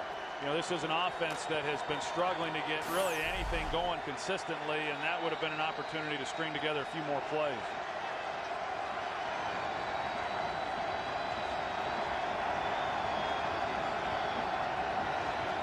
Aaron Rodgers 0 for his last 8. That breaks that string, and Jackson out of the backfield fighting, and he's got a first down for Green Bay. Good effort by Brandon Jackson. 12 yards and a first down as he carried LaRon Landry with him. And Washington just vacated his zone, and Aaron Rodgers finds him, and then he does a good job once he gets the ball in his hands. And Brandon Jackson is not real involved as a receiver within this passing game, and nor should he be with all the other weapons the Packers have. Now he gets it handed to him, and he goes for 1. Well played up front by this Redskins defense, and in the words of Mike McCarthy, they're still transitioning to figure out the 3-4 up front after switching from a 4-3 a year ago. Yeah, and Jim Haslett talked about that, and last year when the Packers went to their 3-4 scheme, they were able to draft Clay Matthews and B.J. Raji, the nose guard, and those are two positions you desperately need. The Redskins didn't have that luxury. They used their first rounder on left tackle Trent Williams, and then they didn't have a whole bunch of other picks because they've been giving those away for a long time around here.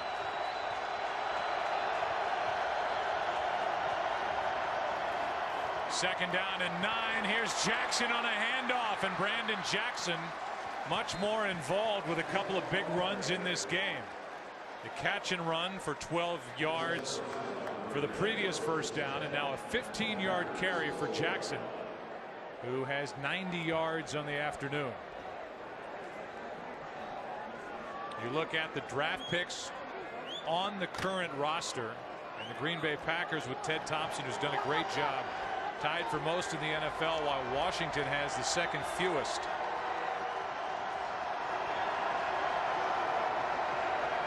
Traded their second-round pick for McNabb.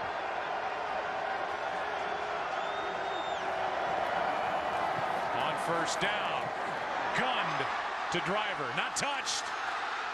Down inside the 30. They'll mark him at the 26 and a catch and run of 34 yards.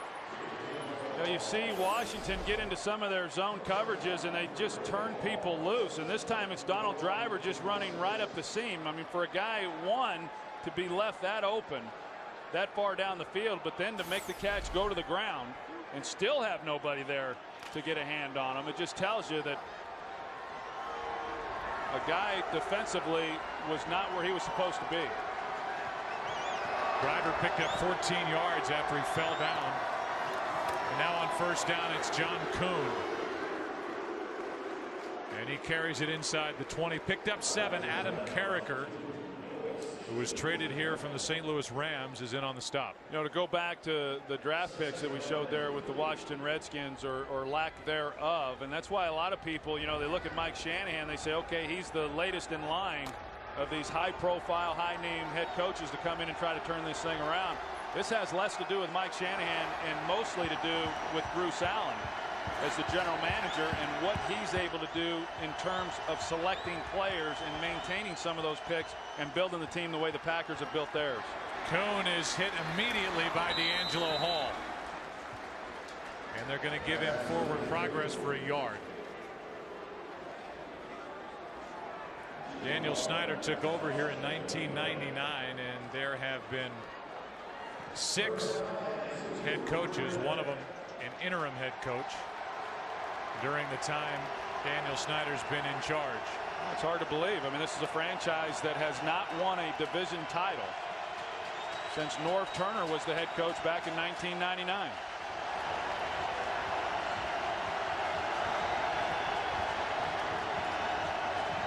Timeout on 3rd and 2.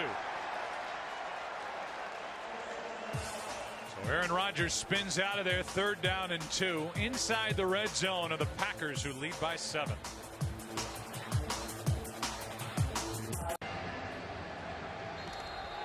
Green Bay Packers are just 1 for 6 on 3rd down today.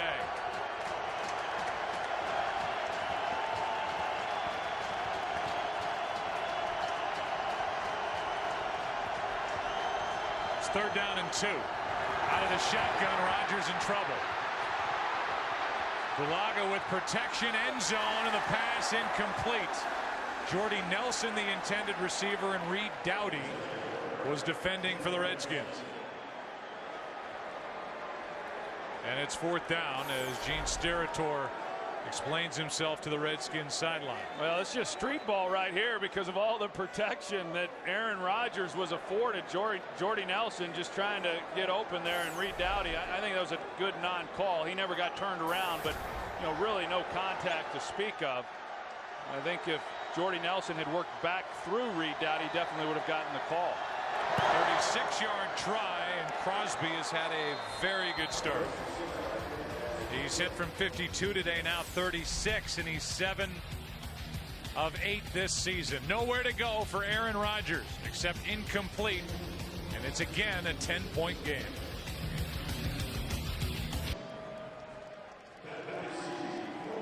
Redskins about to get it back. Crosby has missed only once this season. Driver with a 34-yard catch on that drive. They covered 70 yards. Ended in 3 points. And now Westbrook on the return for Washington. Byron is out across the 20. They'll mark him at the 22. Take a break. 5-yard return. Corey Hall on the stop. 13-3 Green Bay. Redskins with a football. Right in the middle of your picture with the crutches, Jermichael Finley. One of the biggest weapons in the entire NFL. Certainly one of the biggest from the tight end position. He went down early on a fumble, helping to catch and make a tackle of Kareem Moore on a Donald Lee fumble, and Donald Lee also was injured. One of the real steals in the 3rd round in the 08 draft by Ted Thompson. Here is Terrain, and Terrain is brought down by Brad Jones. Fox tonight on an all-new Family Guy. Peter catches his father-in-law doing the unthinkable, and poor old Pop gets kicked out of the house. Now with the old man's life changed forever, there's only one man who can help him survive the singles scene. Don't miss an all-new Family Guy tonight at 9 Eastern, 8 Central on Fox. Makes me want to watch. I'm telling you. 2nd down and 10. McNabb with a good pocket for a while now. Out to his right. Throws low for Cooley. How about Kurt for a game break? How about the Falcons in Cleveland? Matt Ryan hooking up with Roddy White. 45 yards on the score. The Falcons take the lead over the Browns. 13-10 this game now in the 3rd quarter. Joe, Troy, and Pam. Boy, people forget how good Roddy White is sometimes, don't they? A big-time weapon on the outside for Atlanta. We go back and take a look at that last play. You've got Donovan McNabb, who's scrambling around keeping a play alive. Armstrong keeps going down the field, and then nobody's moving to get open. I mean, nobody gets open and gives Donovan anywhere to go with the football. The guy's been under siege in the pocket. He finally gets outside contained and has time, and yet nobody does anything to give him a place to go with the ball. Now delay a game.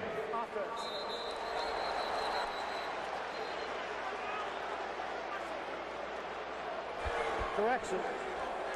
Prior to the expiration of the play clock, Washington has called their first timeout of the half. So they give Washington the timeout. They pick up the flag. Yeah, probably not a good timeout there by Washington. I mean, when you're looking at a long down and distance, then why waste the timeout? As it is 3rd and 10 when we come back with under 7 in the 3rd quarter left. You look at the offensive leaders. If you take out that 52-yard pass that McNabb threw to Santana Moss late in the 1st half on a 3rd and 18, this is a Skins offense. It's averaging 3.1 yards per play. They're not moving the ball down the field hardly at all. They came into this game averaging 6 yards per play, which was good for 4th in the NFL.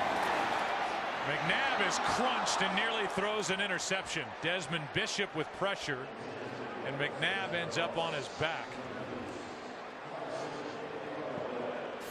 They bring Desmond Bishop just right off the edge, and they clear out Chris Cooley. He's going out into the route, and it looked like Trent Williams, the left tackle, either he should have come off and made the block then on Bishop, or Donovan McNabb's got to know that he's hot. Hunter Smith hits a good one. Tremont Williams from back inside the 30 to the 33. 5-yard return, 51-yard punt by Hunter Smith, who's done well in his return to the Redskins. Aaron Rodgers through the air. It has been a pass-dominated attack by Green Bay.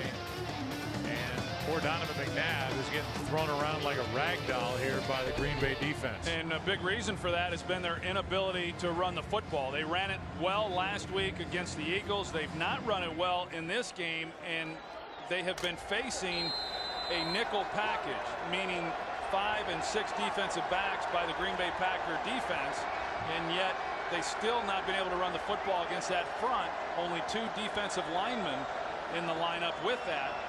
And that's about as opportunistic as you can get offensively to run the ball. Here's Jackson. And Brandon Jackson with a pretty good run on first down. He gets 6. We've seen the Packers go back to a little bit more of their running game here in this second half, more so than what we saw of them with the 5 rushes there in the second half. And you know, Mike McCarthy talked about it, that we want to maintain some type of balance because he knows what happened last year when his quarterback was getting hit, and he said, I'm not going to go through that again. Aaron Rodgers has proven his value, and they're going to do everything they can to try to protect him. Change up at the line, 2nd and 4. Rodgers steps up, and now time runs out. Aaron Rodgers is thrown forward. It's a gain on the play to the 40. Arakpo was in there for Washington. A gain of 2. Mike McCarthy also said we live in Wisconsin, so we have to be able to run the ball as we get deeper into the year on what is a really warm day here today in Landover. Well, on that last play, the Packers went with an 8-man protection and a 2-man route.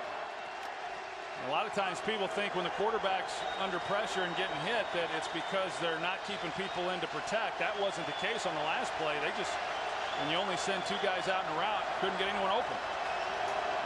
And now timeout on 3rd and 2 taken by Aaron Rodgers, and that's the 2nd timeout taken by Green Bay. And that gives Arakpo a chance to take a knee and rest. Next week is a doubleheader day, Fox NFL Sunday, and it's a good slate of games. The Falcons, who just went ahead as they play Cleveland, take on the Eagles, Seahawks and the Bears, Lions, Giants, Saints, and Bucks. All of that funneling into a big one in the Twin Cities, the Dallas Cowboys and the Minnesota Vikings. And Troy, speaking of the Vikings, Green Bay, they circle those Vikings games on their schedule every year. The schedule comes out. That's coming up in 2 weeks. Meeting with Minnesota at home. As we talked about, Favre has struggled. He's thrown 6 interceptions through 7 all of last year. But now he's got a downfield threat in the big target of Randy Moss that the Vikings added during the week. And I would expect, I know Darrelle Revis has said he's going to play on Monday night. I would expect Randy Moss to have one heck of a game. A motivated Randy Moss, and I've played against a motivated Randy Moss, is awfully dangerous.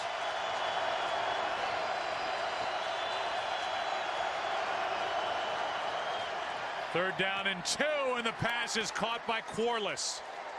And the rookie tight end adjusted to the football and has an 8-yard gain and a first down. Well, we've been talking about Brian Bulaga, and I think he's had himself a well of a game for his first NFL start, and got the right hand going a little bit, but they have not given him much help throughout this game, and Aaron Rodgers has not had much pressure there on the front side. What a catch that was to convert that third down too.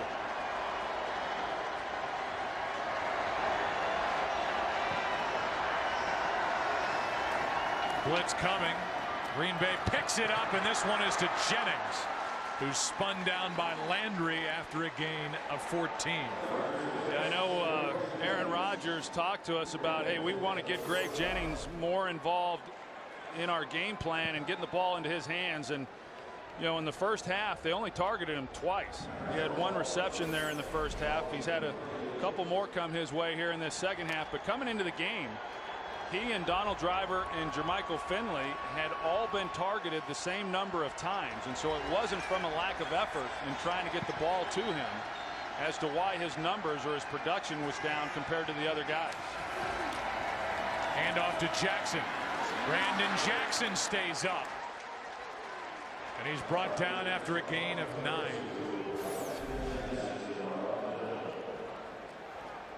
Pretty good balance right there by Brandon Jackson, just keeping his knee from going to the ground and picking up some extra yardage. It's the second career 100-yard game on the ground for Brandon Jackson. That 71-yarder in the first quarter didn't hurt, did it? No, that helps. 2nd and 1.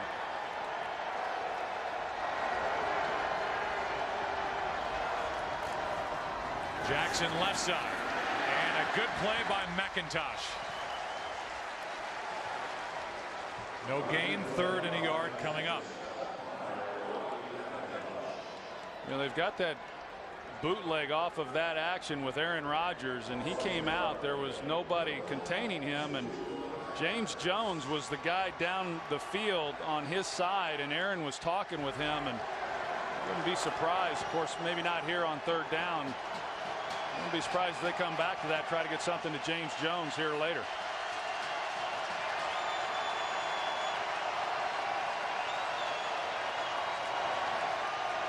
Third down and 1. Rodgers over the middle, pass dropped by Driver. Had him open, hit him in the chest, and Driver couldn't haul it in.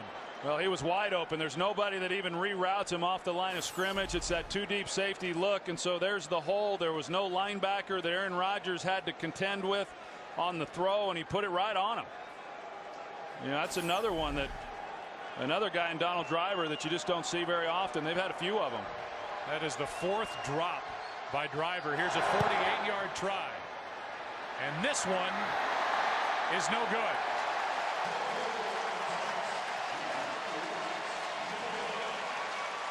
Two for 3 on the day, and it's still a 10-point game. Snap a little high, and Crosby pushed it.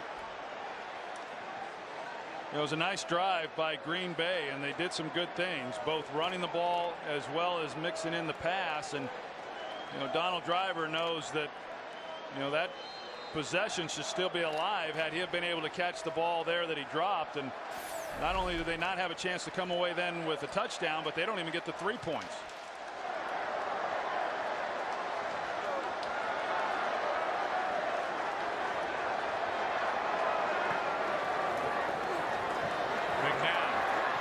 Throws it into the ground. Sellers was wide open, and McNabb threw it right at his feet. Here are the coaches under Dan Snyder. Started with Norv Turner, then Robisky took over. Marty Schottenheimer had 1 year. Spurrier 2 years. Joe Gibbs came back. Jim Zorn with a 2-year run, and now it's Mike Shanahan. Yeah, and Norv Turner was the head coach that Daniel Snyder inherited when he bought the team. Jack Kent Cooke was actually the one who hired Norv, and of that group, he was the one who had the most success. McNabb with a quarterback draw. And the crowd groans as McNabb takes it to the 40. That looked like a design quarterback draw. If not, he didn't wait around very long. Well, I think it was, because Ryan Terrain, he immediately, you know, took off as if he was going to block. You know, Kyle Shanahan, you know, he likes to get as far away from the action as he can when he's calling the offensive plays, primarily so he has an advantage of being able to see the field. We might see him calling plays from the end zone before this thing's over.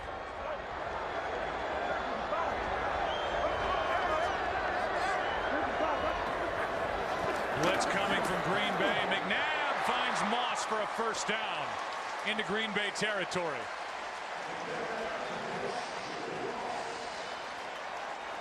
Well, that's a start. You see the move there by Santana Moss, and you know, there's just very few playmakers on this offensive side of the ball for the Washington Redskins, and when it comes time for someone to make a play, and that more times than not falls into the hands of Santana Moss, him or Chris Cooley.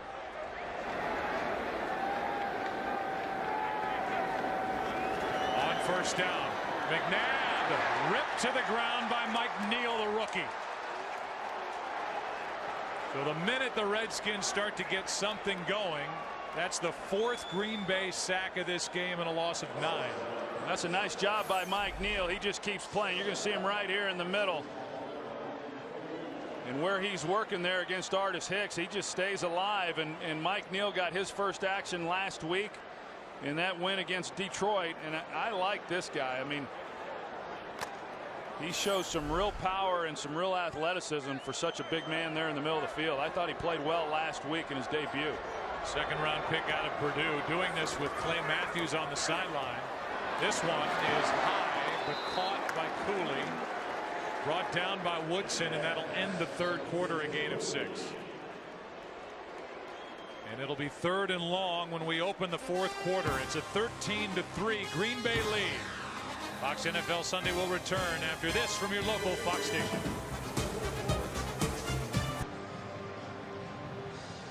Clay Matthews on the sideline, and we'll go back to the play where he was nicked up.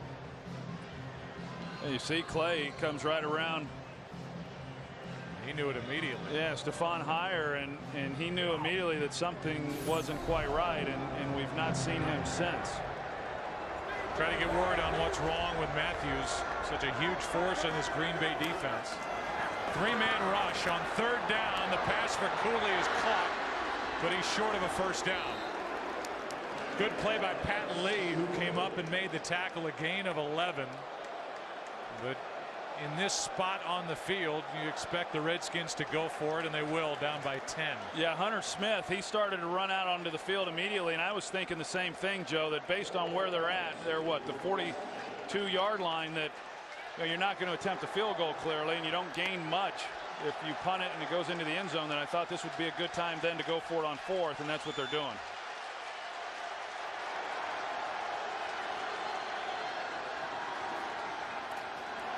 Three-man rush again. McNabb, chased by Jones, just throws it up. Incidental contact, no flag, and the Green Bay Packers take over on downs. Brad Jones with the pursuit of Donovan McNabb. Armstrong was the closest one to it, and this Redskins offense cannot get any traction. Yeah, but you see these guys come off the line of scrimmage, the receivers. There's no real urgency as to what they're doing. I mean, they only had to go 3 to 4 yards, and you know, he just has not had that kind of time in the pocket to try to find somebody, and that's not where Donovan was wanting to go with the ball. And I thought Desmond Bishop, who I think has had a heck of a game for the Green Bay Packers, making the start for Nick Barnett, I think he got away with a hold there on that last play. On first down out of the shotgun, Rodgers, now he goes down and gets a shot at the end of the play from McIntosh, a loss of 2. Lorenzo Alexander was in there to make the play for the Redskins. Here's that previous play that I was talking about. Desmond Bishop, number 55, the linebacker. You can see him right there in the middle. Cooley tries to come out of the route, and he's got a hold of him right there with his left arm, and yet nobody saw it.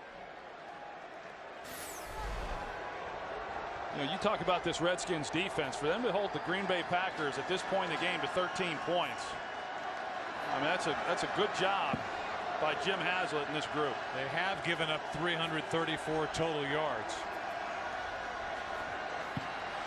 Rodgers drops it down for Brandon Jackson, who's hit by LaRon Landry. And there are running backs and receivers who are aware of number 30 for the Redskins. Well, I would be. I mean, this guy plays with a chip on his shoulder, and he loves to hit. You know, that's the kind of safety you want, I think, is somebody who's going to intimidate some people there when they get the ball in their hands. And you know, I agree, Joe. The Redskins defense has given up a lot of yards. Just a little bit like the Week 1 win against Dallas. Gave up a lot of yards to Dallas, but didn't give up many points. And at the end of the day, that's all that matters. But the Redskins offense has got to get something going on their end.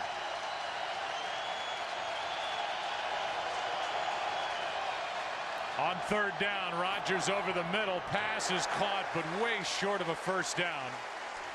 Carlos Rodgers made the play on Driver, a gain of 5, and it's 4th down. I think that's a great possession right there defensively by this Washington Redskin group. You know, for the offense to go for it on 4th down, not pick it up, and give the ball to Green Bay with great field position and not even allow them a first down. That's good stuff. Mastay, the first-year player, will punt it. His 3rd of the day. It's a knuckler that will, on a couple of hops, be picked up by Banks. And Banks is tripped up near the 40. And it's Corey Hall who saved what could have been a touchdown. Brandon Banks All 150 pounds of him almost broken. Corey Hall made the tackle.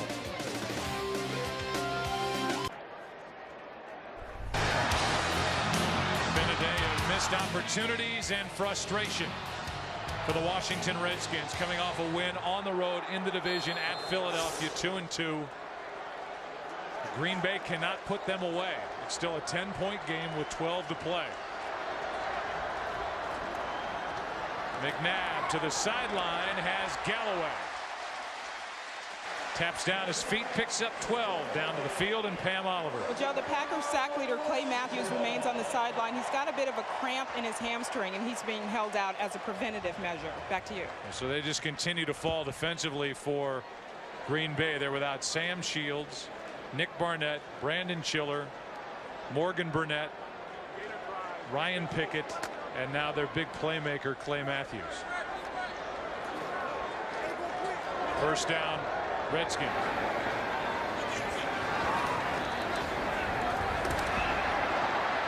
Down the middle, end zone, Armstrong.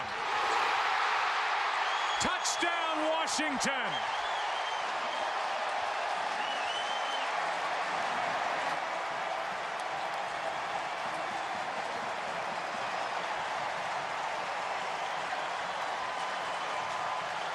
You're going to see Anthony Armstrong. He reduces his split. And you see where he is. He's on the hash marks. And then Pepra, for whatever reason, he plays heavy outside leverage, which gives Armstrong then a clear run right to the middle of the field. And that's a heck of a job by Armstrong, because it was a contested throw, and you got to go up with some strong hands to pull that one in. And that's what he was able to do.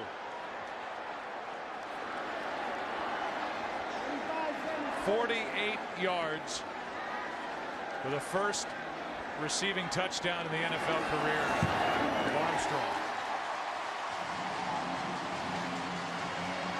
Gano got drilled at the end of that extra point. We'll check on him when we come back.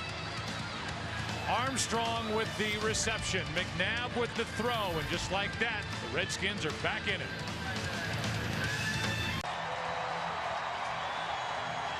This place is alive. The first career touchdown for Anthony Armstrong, and he had to fight for it. A 48-yarder, 220th career touchdown pass for Donovan McNabb. And Gano, who got hit on the extra point, appears fine. Jordy Nelson waits for it, and the ball is blown off the tee.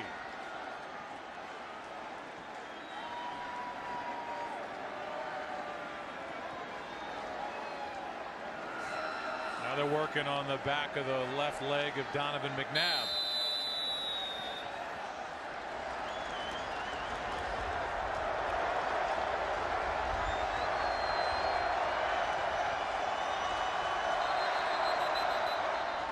And now somebody's going to have to hold it. What do you think, Aikman? We got a game here in Landover, Maryland, as the Packers could not knock the Redskins out of this ballgame. Yeah, and you knew. I mean, you just knew that regardless of how well Green Bay was moving the ball, with them not coming away with points and keeping the Redskins in it, at some point they're going to make a play. One play to Anthony Armstrong, which we'll show again here in a minute. And now you're talking about a 3-point game, and heck, now anything can happen. 11.5 to go. Jordy Nelson from the 5. Sellers with a stick on Nelson at the 15. Back to the touchdown.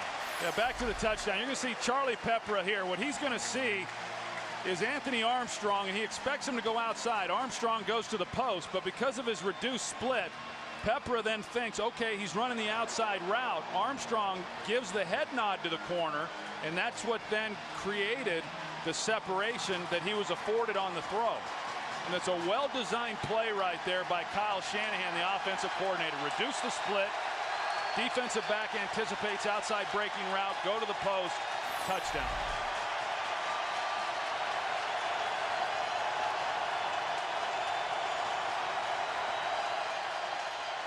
Play action from Rodgers. Can't get away from Orakpo. Incomplete. Crabtree the closest to it, and this is when 90,000 plus seats comes into play, as this is a deafening sound coming out of this crowd here in the fourth quarter. You know, Brian Arakpo, he's a heck of a player, and what a great year he had last year. 11 sacks, tied for the lead for the team, and someone who was an undersized defensive end in college, but he has made the transition well to linebacker here for the Redskins.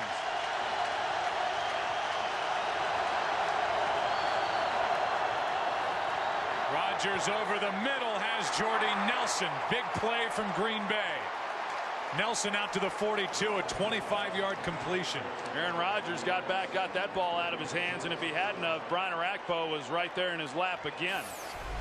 That pressure inside, and then Jordy Nelson, he's in the slot. And you know what we've seen of both these teams now is no one's redirecting or rerouting these inside slot receivers. Jordy Nelson got a free release that time and was into the secondary in no time flat. Quick throw to Driver. Driver's had a rough day making catches today with 4 drops. He gains 5. D'Angelo Hall on the tackle for the Redskins. I think those are some of the things that Aaron Rodgers really likes to do, is just come out and get the ball into the hands, whether it be Donald Driver or Greg Jennings. We saw him do that a couple of weeks ago against the Chicago Bears. The last 2 weeks, Aaron Rodgers has completed over 70% of his passes, and a big reason for that is they've used the passing game a little bit like a running game in some of the high percentage throws like we just saw. 2nd and 5, and the pass is caught by Crabtree, the rookie tight end. Let's go for a game break. Here's Kurt. The Bengals were down by a point in the fourth quarter to the Bucs. But Carson Palmer hooks up to Jermaine Gresham for a 1-yard score, and they had a 2-point conversion. And now the Bengals lead it by a touchdown early on in the fourth quarter. Joe, Troy, and Pam.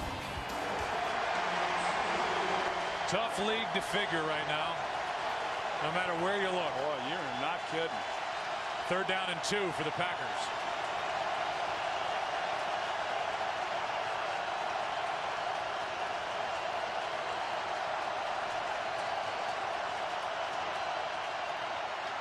That one's tipped and incomplete.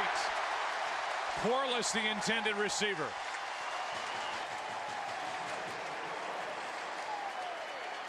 Packers are just 2 for 11 on 3rd down today.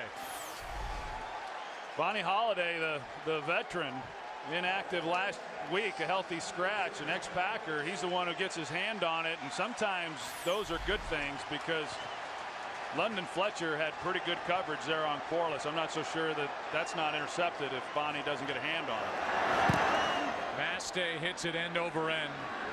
Banks will take it. He's been electric returning kicks in the little time he's had a chance, and he gets popped out of bounds. No flag. Fumbled 3 times during the preseason. They're not giving him a chance. He's made the most of it. 17-yard return there. Skins have it down 3.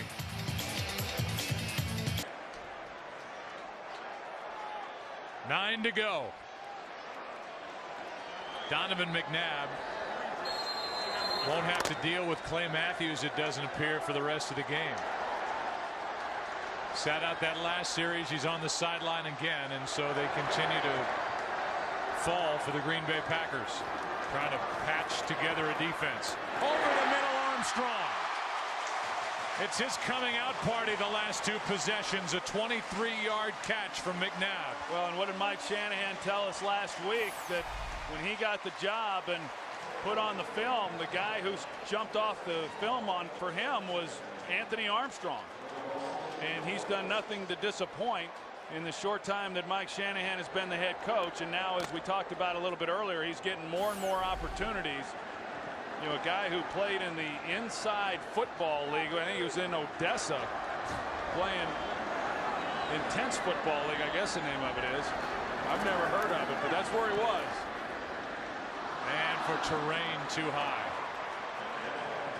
Well, McNabb on the day has thrown for 259 yards. He's 18 of 33. 100 of those yards came on 2 completions. A 52-yarder to Moss on 3rd and 18 that set up a field goal. And then most recently the 48-yard touchdown to that guy, Anthony Armstrong. Well, the thing that is hurting the Redskins, though, however, is their inability to run the ball. They're averaging under 3 yards a carry. Ryan Terrain's longest run of the day has been 8 yards. And so they've had to throw it to get anything going. And they're just fortunate that Clay Matthews is no longer in the game, because he'd be all over Donovan McNabb. McNabb underneath, throws high for Galloway. And his time was running out, and a flag comes in. At the end of the play, they're going to say illegal contact.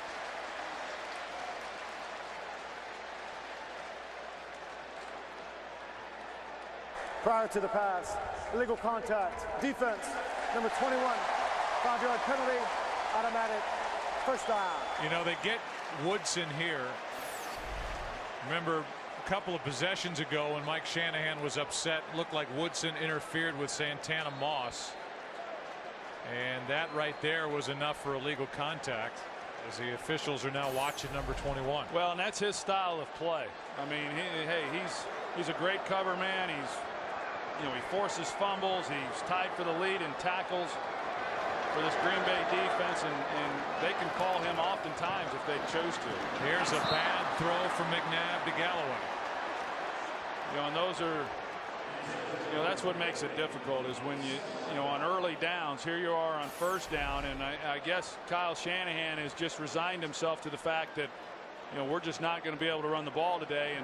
And so when you throw it on first down, you've got to get a completion. As a quarterback, whether it's to Joey Galloway on that throw or coming underneath, but somehow, some way, you've got to get a completion on first down, because then on second and third, you're just fighting uphill. Three-man rush.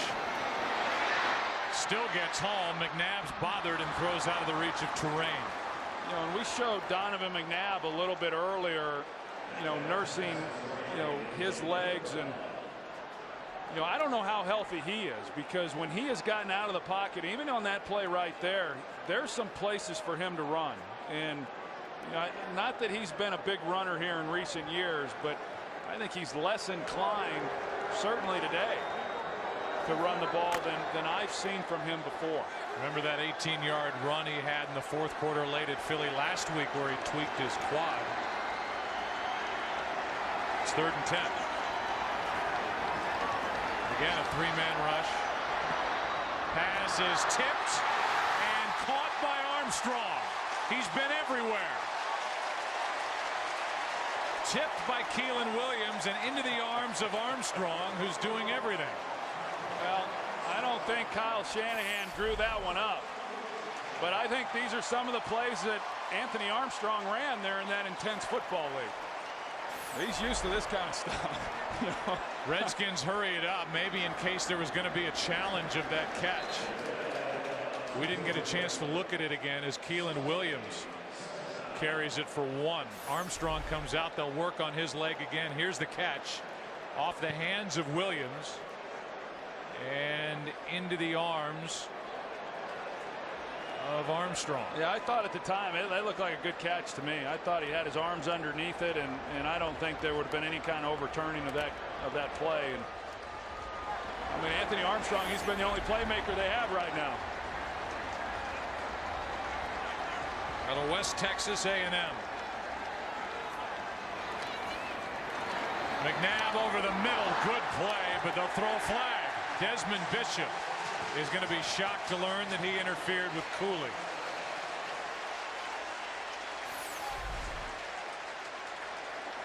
The officials get together. One official may talk the other out, although there was some contact before the ball got there. Yeah, you come in with the left arm and there was contact there, and then he tries to come around with the right hand and knock the ball down, and they're still meeting, the officials.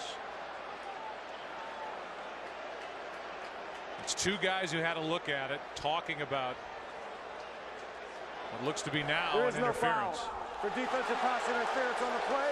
It's an incomplete pass. 3rd down.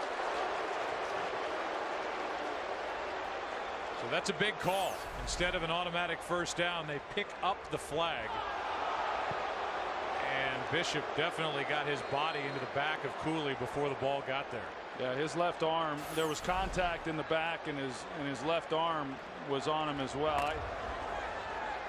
I thought when the flag came out, it was a good call, and I thought they should have stuck with it. Be a 51-yard field goal try from here if the Redskins don't move it at all. It's 3rd down and 9. And this one's nearly picked off, intended for Galloway and closed on by Nick Collins, who is injured. He's been bothered by a bad knee, and he'll limp off as he was sizing up that pass to Galloway. You know, I think Donovan was trying to, with the throw, you hear the crowd react. They wanted pass interference on Nick Collins there. I don't think there should have been, but I think Donovan was trying to pull Galloway up in the hole. He saw Nick Collins and knew that he'd be driving on the pass, but Galloway just kept going through the zone and didn't give McNabb where to go with it. This to tie it from Gano, and he pushes it wide right. A 51-yard miss. So the Redskins still trail by 3 as Green Bay takes over with good field position. 6.5 to go.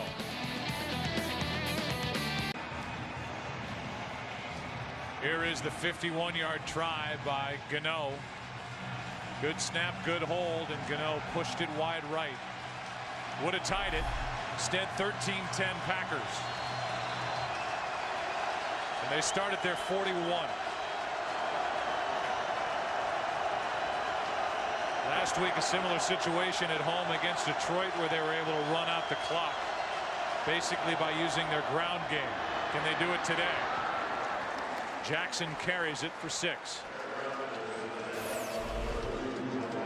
Here's the play in the end zone, or close to the end zone, at the 10 by Galloway. The question was, did Collins interfere? You and I agree that he didn't. Yeah, I agree. You know, on the one on Nick Collins, I did not think was pass interference. This one, however, with Desmond Bishop, I did.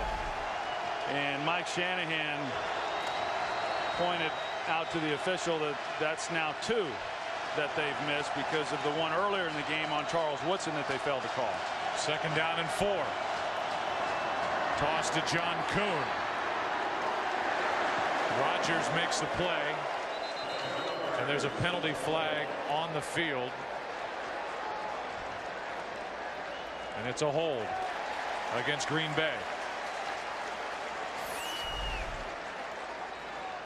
Looks like it's on Andrew Quarles. Yeah. Holding offense number 81. 10-yard penalty. Replay, 2nd down. And it's Arakpo again, who came in having drawn 5 holding calls. The sacks have not been there for Arakpo, but he has been such a problem that offensive linemen, in this case a tight end, have to hang on to him. What an impressive guy in our visit with him on Friday. You can tell this he's just a real pro. He's going to be wreaking havoc on quarterbacks and opposing offenses for a long time.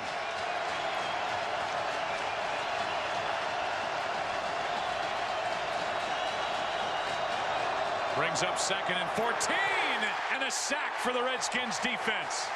Fletcher, Alexander, Carter all met at Aaron Rodgers. Yeah, we haven't seen a lot of this from Jim Haslett. You're going to see, here they come. They're going to meet at the quarterback, London Fletcher. You got Darren College, the left guard. He's got to make a decision, and the most threatening guy was London Fletcher. You got to pick him up first, but Fletcher gets a free run, and Aaron Rodgers had no chance. You know, even Mike McCarthy talked about it. These two guys know each other very well. He and Jim Haslett, they worked together there in New Orleans, and he said at some point Haslett's going to get impatient. He got impatient there and got to Rodgers. 3rd down and 23. Rodgers trying to make something big happen. He'll just slide short of the 1st down. Picked up 15. A punt is coming from Green Bay. Here's a game break. Here's Kurt. Well, the Falcons like defensive end Croy Bierman, and here's one reason why. Blocks the Jake Malone pass, intercepts it, and then runs it 31 yards for a touchdown. Falcons on the verge of their 4th straight win, up by 10. Just under a minute and a half to go in Cleveland. Joe, Troy, and Penn. All right, Kurt, so now Maste with a punt. The dangerous Brandon Banks waits for Washington. Booming punt. It goes sideways but into the end zone.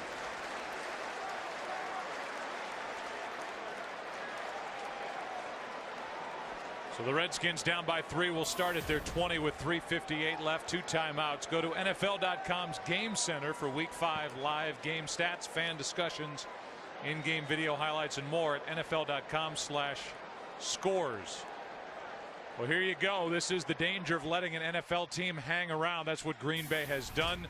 Redskins defense has played much better here in the second half, and now it's up to McNabb and company to do something with this game. How about if you're Jim Haslett or Dom Capers and you're saying, you know, we've played good defense, forget the yardage, but both of these defenses have actually played pretty well. You hold an opponent under 17 points, you expect to win a game. Boy, McNabb looks real gimpy as he completes to Galloway for 11 yards, and I think you picked up on it last time. McNabb does not look like he's moving around very well. No, he doesn't, and you know, whether or not he came in, as you said, off of last week's game against the Eagles, a little gimpy, or if maybe he pulled something or tweaked something during the course of this game while he was running for his life there in the first half, away from Clay Matthews. Matthews still on the sideline. Handoff is to Terrain. Papinga tries to rip the ball out of there. A gain of 4. Washington 2 timeouts left. Green Bay with 1. Well, you know what Washington is trying to do. Clearly they want to get into a position to where they can at least come away with a field goal, but you know what they would ideally want to do is take time off this clock, get Terrain going, hit some high percentage passes, drive this thing down, and then come away with a touchdown with no time on the clock. Blitz coming from Green Bay over the middle. Cooley, first down and more. Still going. Near the 35.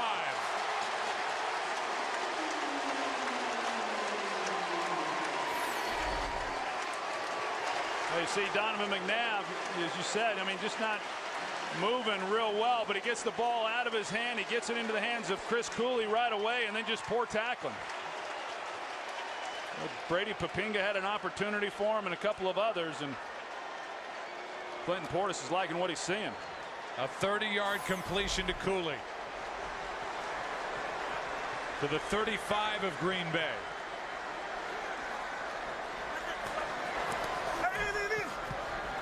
McNabb over the middle. That pass somehow is into the gut of Cooley as we hit the 2-minute warning. What a game. In for some finish. Redskins with it, down by 3. Some new audiences will start to join us as we make our way through the final 2 minutes. There's the game summary, the day for Rodgers. All the injuries for Green Bay that now includes Clay Matthews. McNabb is over 300 yards, and Anthony Armstrong has been a hero here in the second half for the Redskins, who are down by 3. Welcome in a new audience. That's us. Washington Redskins would not go away all day. In the first half, certainly, that was dominated by the Green Bay Packers, and Aaron Rodgers did not put up points at the end of extended drives, and now the Redskins have made a second half comeback. They trail by 3. 2 timeouts left, 2nd and 4, and a handoff to Terrain. And the running game has not been there all day for the Redskins. A gain of 2. Papinga on the tackle. And now an important 3rd and 2 coming up for Washington. You know, I just look at this game right now from Green Bay's perspective defensively, and you just say, you know, what a difference it has been since Clay Matthews came out of the lineup. I mean, we've seen Donovan, yeah, there's been some pressure, but he hasn't been running for his life like he was when Clay Matthews was out there on the field. You know, you talk about an impactful player. So many times when you say playmaker, you're referring to offensive guys. This guy's one of the greatest playmakers in the game in just his 2nd year. Redskins will use a timeout. We'll give you a recap. It started out well. First of all, a fumble by Donald Lee. Redskins did nothing with it, and then Donald Lee in for a touchdown. He would leave with an injury. Aaron Rodgers is skipping around. Everybody's happy. The defense for Green Bay is playing well, knocking McNabb around. However, McNabb with 2 big completions, one to Moss, that touchdown to Armstrong. Most recently, Gano missed what would have been a game-tying 51-yard field goal attempt. It's 13-10 Packers, but inside field goal range are the Redskins now. The total yardage is starting to even out as the Redskins have flat out outplayed Green Bay in this second half. Yeah, I would agree, and this is a big third down, obviously, for both sides. And you know, if you're Green Bay, I think you've got to try to jam Chris Cooley up and not let him off the line of scrimmage. Earlier, I said the 2 playmakers for this offense are Chris Cooley and then Santana Moss, and anytime they need a play, that's where they're going. But I wouldn't take my eyes off Anthony Armstrong either, based on what he's done in this ball game.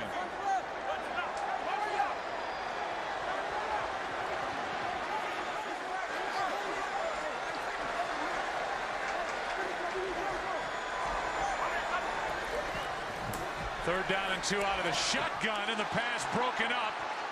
No flag is thrown as Moss was hit as the pass got there by Tramon Williams.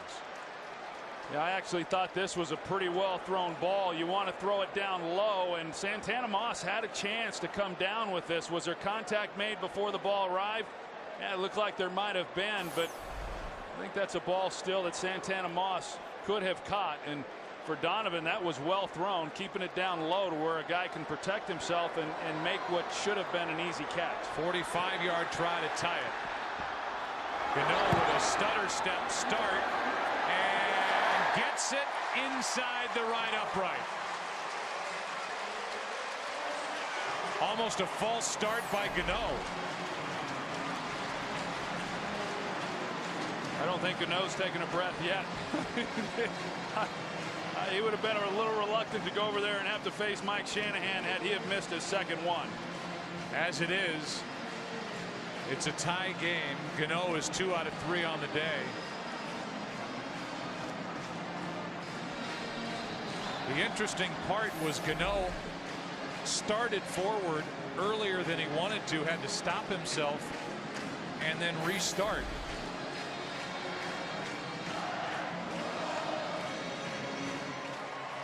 Right at the snap, stopped, regained his momentum, and then hit from 45 to tie it. And so now with 1:07 remaining and 1 timeout on the scoreboard, this high-powered Green Bay offense, which hasn't done anything the last 4 times they've had the ball, will have a chance to win it. Well, I think Aaron Rodgers does an excellent job in the 2-minute offense, and I know that it's something that Mike McCarthy spends a lot of time on. And with 1 timeout and 1:07 seconds, of course, there'll be a little bit less after this. That's still a lot of time for this Packers offense. Well, playing as they have most of the day without Jermichael Finley and his top backup, Donald Lee. Jordy Nelson is brought to the ground across the 20 by Reed Doughty. Watch Green Bay. They had to rush Derek Martin off the field. And Aaron Rodgers is the one who was counting and coming down the sideline saying call a timeout. That's a big play because if Martin doesn't get off the field, it's 5 yards, and that would have been enough for a first down. Martin used his speed and got off the field. Here we go.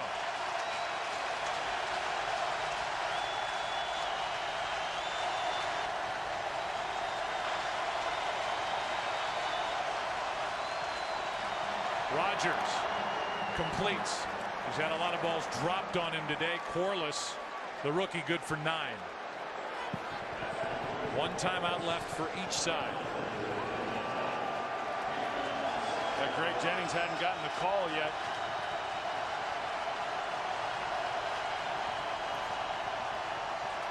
Rodgers gets away. And he'll carry it for a first down. Not slide and make it up to the 44-yard line.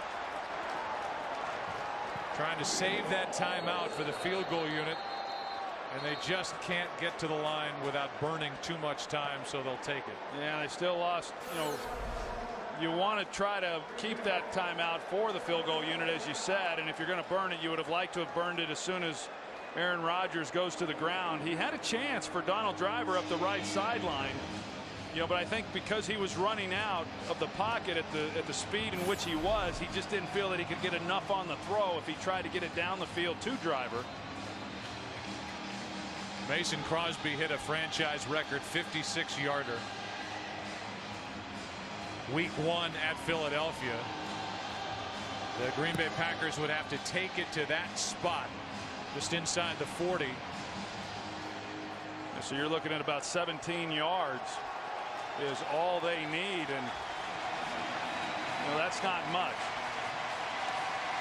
That also leaves the middle of the field, at least for the moment, open because they'd have time to get up and clock the ball. Yeah, and that's what we're seeing from the Redskins is they're still playing those safeties wide.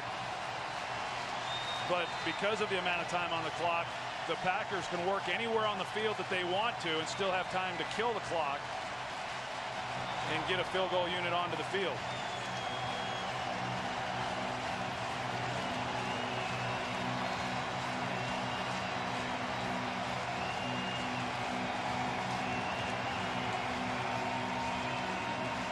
No timeouts left for Green Bay.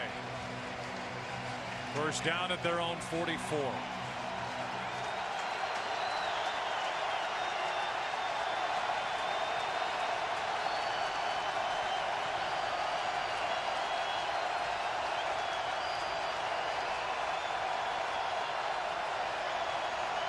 The Redskins are showing pressure too.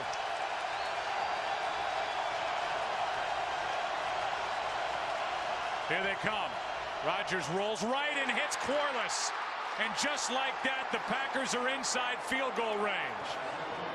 They'll get up, spike it. Aaron Rodgers called it at the line.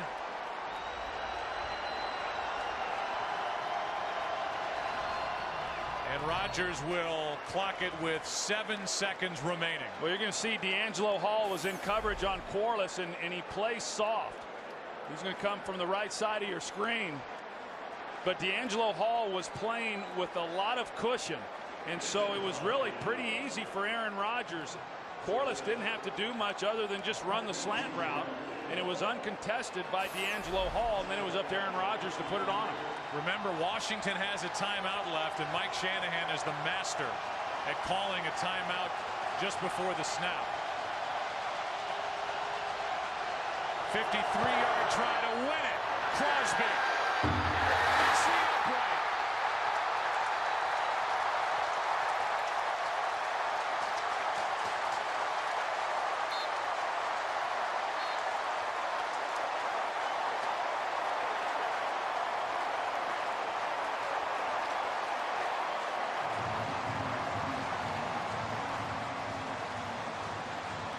One second remains in regulation.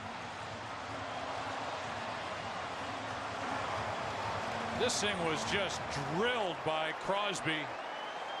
How high up the upright it hits from 53 yards.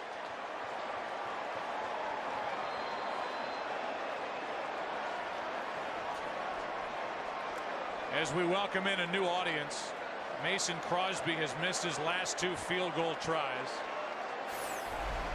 The latest from 53 yards out, which would have in essence won the game. And now with 1 second left, tied at 13, McNabb's going to heave it, hope for the best, and he's picked off by Tramon Williams. Game is still alive. Tramon Williams on the return. He's a punt returner. A little room to run, a little anxiety in Landover, but now we're through regulation as he slides down inside the 35. For that audience that just joined us, and now, by the way, the rookie Trent Williams is hurt.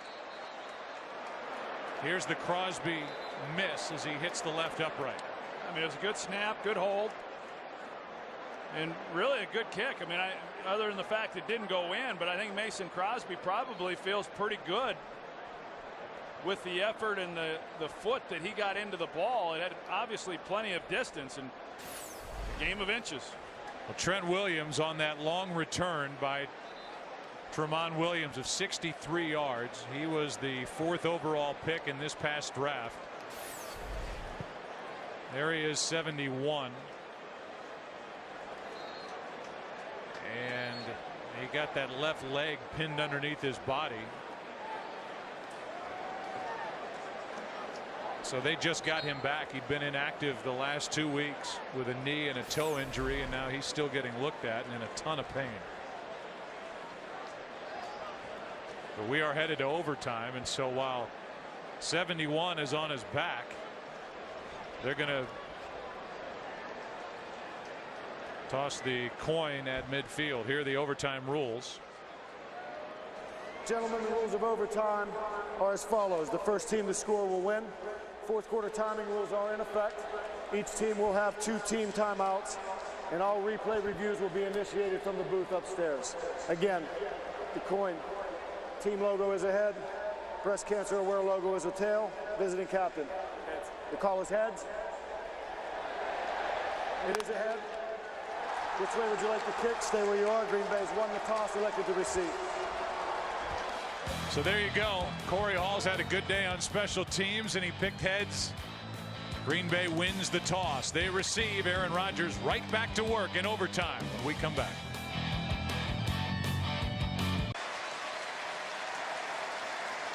Well, here we go. Overtime in Landover, Maryland. The Green Bay Packers will start with a football, and Trent Williams is just now getting off the field. It's been a rough start to his NFL career.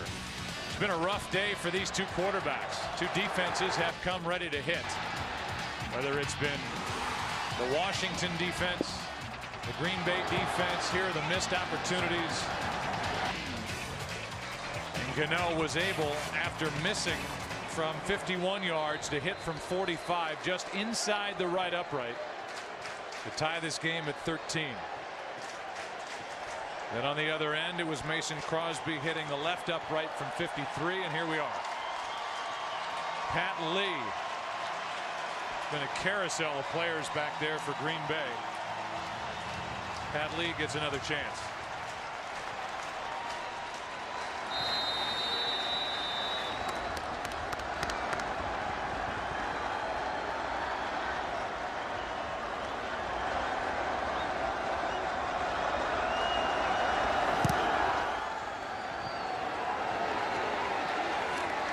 Goal line, Pat Lee on the return.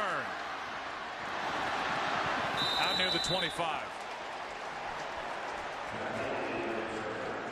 The offensive leaders for Green Bay. Rodgers has thrown for 288, 1 touchdown. That was to Donald Lee on their 2nd possession of the game. That's been it as far as getting it into the end zone. Brandon Jackson with a career high 112 rush yards. And James Jones, 4 catches, 65 yards. No Jermichael Finley or Donald Lee, 2 big weapons at tight end, out with injuries for Aaron Rodgers.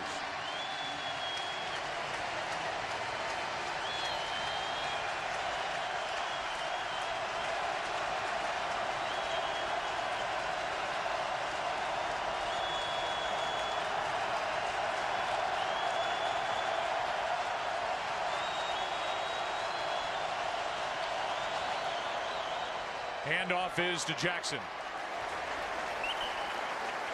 Picks up 3. Here are the injuries for Green Bay. Finley went out with a knee. He's been on crutches. Donald Lee a shoulder. Ryan Pickett an ankle, and Clay Matthews a hamstring. Well, you look at those 2 guys, the guy on top and then on the bottom, Jermichael Finley and Clay Matthews. I mean, 2 of the more impactful players, if not the most impactful players for both the offense and the defense that the Redskins here aren't having to face. 2nd and 7. Rodgers throws incomplete for Jennings. And the pass broken up by Carlos Rodgers, 3rd down. Well, Carlos Rodgers got his head around, and he had an opportunity to maybe make an interception on this one. Aaron Rodgers trying to fit it in, and Carlos Rogers picking it up late. It's on top of them. They're pretty quick, but there wasn't anywhere for Aaron Rodgers to try to fit that one in. 3rd down and 7.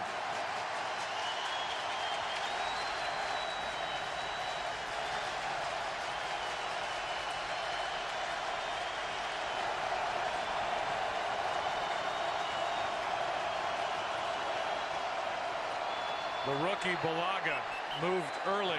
It'll be 3rd and 12. False start. Offense, number 75. 5-yard penalty. 3rd down. The Redskins started to bring some pressure to that side. You see Carlos Rogers, and they're trying to sift it down because Lorenzo Alexander, number 97, he was also in a stand-up position and awfully loud right now here at FedEx Field.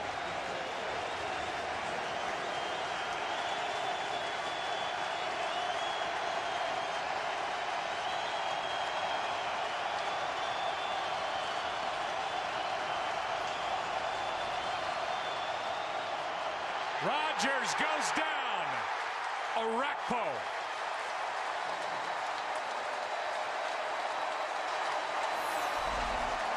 Well, Brian Orakpo's been close all day long, and he gets by Chad Clifton. Clifton, because of crowd noise, is just not able to get out of his stance. Brian Orakpo goes on reaction of the snap, and he's by Clifton before Clifton even knows what happened, and drills Aaron Rodgers.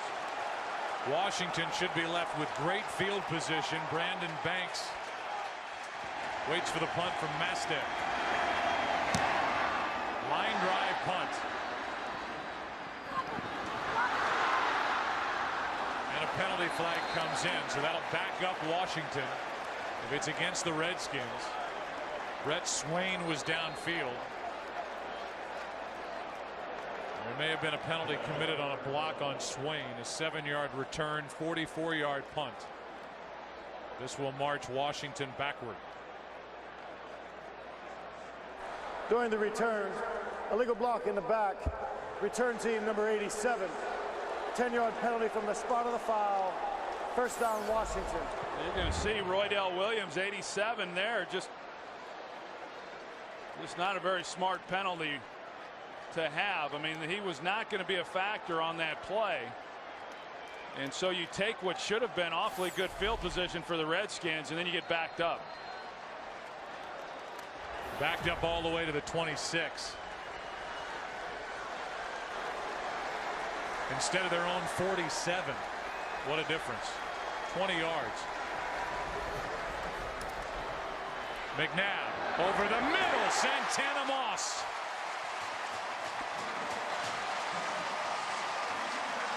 Pretty good route there by Santana Moss. You're going to see him start to the out route, and then he comes around and gets into the seam there. That was Pat Lee that he ran the route on, but in order to get that throw off, you've got to have some protection then within the pocket. I go back to Clay Matthews not being in the lineup, and Donovan McNabb having had a little more time ever since he got over on the sidelines. McNabb, Moss again. Pepra makes the stop, and in 2 plays the Redskins are inside Green Bay territory. 11 yards to Moss on the left side. We told you about the injury to Clay Matthews, but if you're just joining us, a Green Bay defense without Nick Barnett, Brandon Schiller, their starting strong safety, the rookie Morgan Burnett's on IR, Sam Shields, their nickelback, Ryan Pickett has been out since early in the first half as the Packers try and patch together a defense. Well, I'd have to believe Dom Capers is real close here to start bringing pressure and selling out. Here they come. Pass is low for Joey Galloway.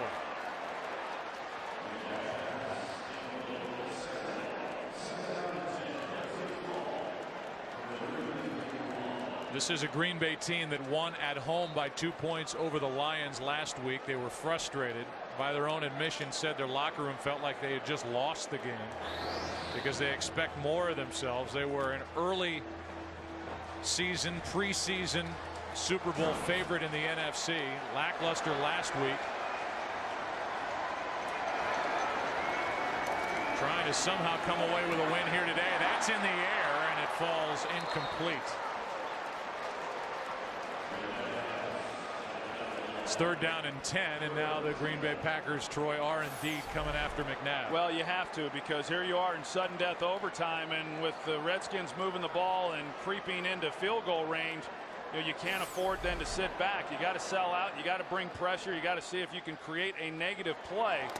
And they've done a nice job there on 1st and 2nd down of getting it now to at least 3rd and 10. That was Hawk who batted that pass. Here they come again. And getting home is Papinga. A big sack for this Green Bay defense. All the way back to the Washington 46. Brady Papinga comes untouched. You're going to see him here. And it's really somewhat surprising that Donovan McNabb's even able to hang on to the ball. He doesn't see it coming at all. He's got his arm back, one hand on the football. Typically, you oftentimes see the ball come loose. And Donovan does a great job just hanging on to that one. Hunter Smith hits it. Here is Tremont Williams, who gets hit by Sellers. Oh, boy. That is 6'3", 272 pounds into the body of 5'11", 191-pound Tremont Williams. Oh, that's one you could hear all the way up here. Well, that's a good job. You know, we hear about it all the time about the overtime rules and, you know, what's going to take place. You see Brad Jones, he was on the sidelines, came into the play. That was like hockey right there, coming in the middle of the action. And he laid a block on Lorenzo Alexander right off the sideline. Had a line shift right there. Rodgers sets up a screen for Jackson. Out in front of him was Scott Wells, the center, a gain of 5. But what I was going to say, Joe, is you know, some of our viewers may not know they've changed the overtime rules going in the postseason this year. But right now with sudden death, and the reason that they have is they want each of the offenses to get an opportunity, because a lot of people feel that the offenses are at an advantage when they get the ball first. Well, 2 good defensive possessions, both for Green Bay and Washington, not giving up points. 2nd down and 5. Rodgers steps up and throws, and he's picked off by Landry. LaRon Landry hangs on to it, takes it down to the 16.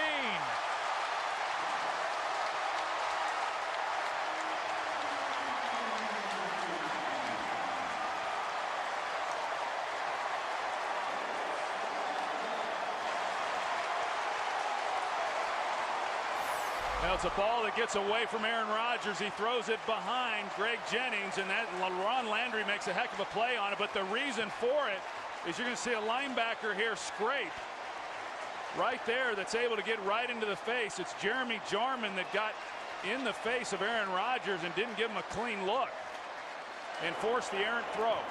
How about the day for Landry? He just returned to 23 yards. He's got 13 tackles, a forced fumble, and now his first interception of the season. Hey, this Washington Redskin team, we'll see what happens here on this possession, but you look through the first 5 games, certainly the first 4 games of the season, they've just found ways to win a game or get in a game. They've done it a lot of different ways, including this game here today. They're going to review the interception. It's a clean interception. See, one of his teammates asked LaRon Landry. Pass was behind Greg Jennings, and then Landry with a great athletic play puts it against his body, and that's clean all the way. They have these new high-def boards on either end in FedEx Field, and so the crowd knows it's a clean catch too. The other part of it is, was he touched by Greg Jennings as he made that roll for the interception? The interception's clean, but how about the 23-yard return? If their legs hit right there, he's down, and you would take the return off the board, and the objective would be made tougher to gain by the Redskins, as they'd have to move it back down into better field goal range. Would erase 23 yards of field position. Still be right on the outside edge of field goal range as it is, but it would take it from the 16-yard line. You see the twist there by Jeremy Jarman, and a good job by him of pulling up. You see that he did not come in with the hands, did not have any reason for the official to call a hit to the helmet, as Aaron Rodgers initially was wanting.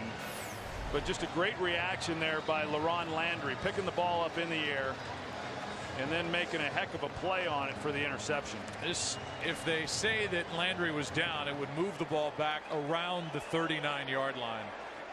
After review, it has been confirmed that the defender did intercept the ball. However, he is down by contact on the 39-yard line. It will be Washington's ball, 1st and 10 on the 39, and the ball will be placed on the hash mark nearest the Green Bay sideline. 1st down, Washington. Well explained by Gene Steratore, who tells us all that the ball's back at the 39. And now you need a handful of yards to make it a more realistic chance for Gano. And if the Green Bay Packers, Troy, were bringing guys the last time, if the Redskins are going to drop back at all to throw, you have to believe they're going to be blitzing again here. Well, I don't think Kyle Shanahan wants to drop back and throw. If there was ever a time to where the Redskins are going to be able to run the football, something they have not done in this game, now would be the time. From here, it would be a 57-yard field goal try if they don't move the ball forward at all.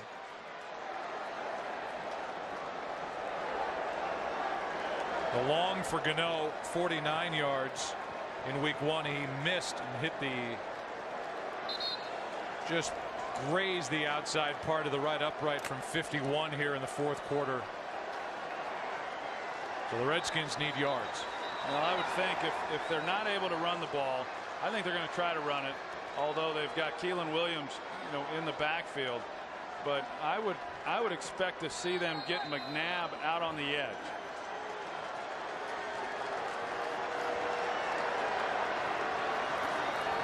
McNabb drops back over the middle. He completes it to Galloway. Just able to fit it in, and Joey Galloway's good for 5. Donovan was pretty casual coming out from center on that drop. But he threw a dart in there to Galloway.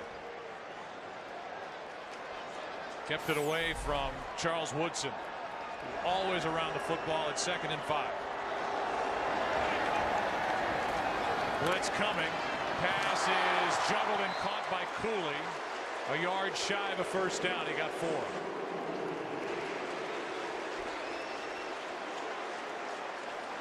So it's 3rd down and 1. And it would be a 48-yard field goal try from this spot. Ryan Terrain checks back into the huddle for Washington.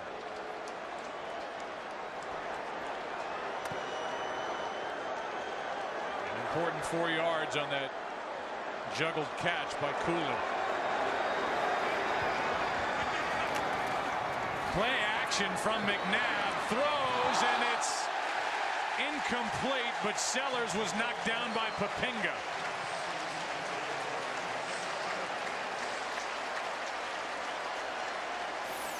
I think their feet got tangled up, as you're going to see right here. To the pass, holding, defense number 51. 5-yard penalty, automatic, 1st down. Yeah, look, their feet definitely got tangled up. I thought that's what the call was, but after that second look at it, it did look like Papinga might have had his hands around the waist, or had been grabbing on to Mike Sellers. Look right there, the left hand. And maybe that's what was called. At least that's what the official said he called. Other than that, it was just their feet getting tangled up, and I don't know that necessarily should have drawn the flag. That's the 8th Packer penalty. The 4th one that results in a Redskins 1st down. Now well inside field goal range. However, a loss by Terrain. Raji makes the play, a loss of 5 back to the 30. Well, I tell you that they can't run the ball at all. No, they can, and that's not what Donovan was planning on when he came here from the Philadelphia Eagles, where Andy just simply wouldn't even call a run. And he thought he'd get a little bit more help from the running game, but he has not had any help here today. You know, they run the ball on first down here and they lose yardage, and so now either you're going to take a knee and just try to kick it from here, or Donovan's going to be forced to throw it.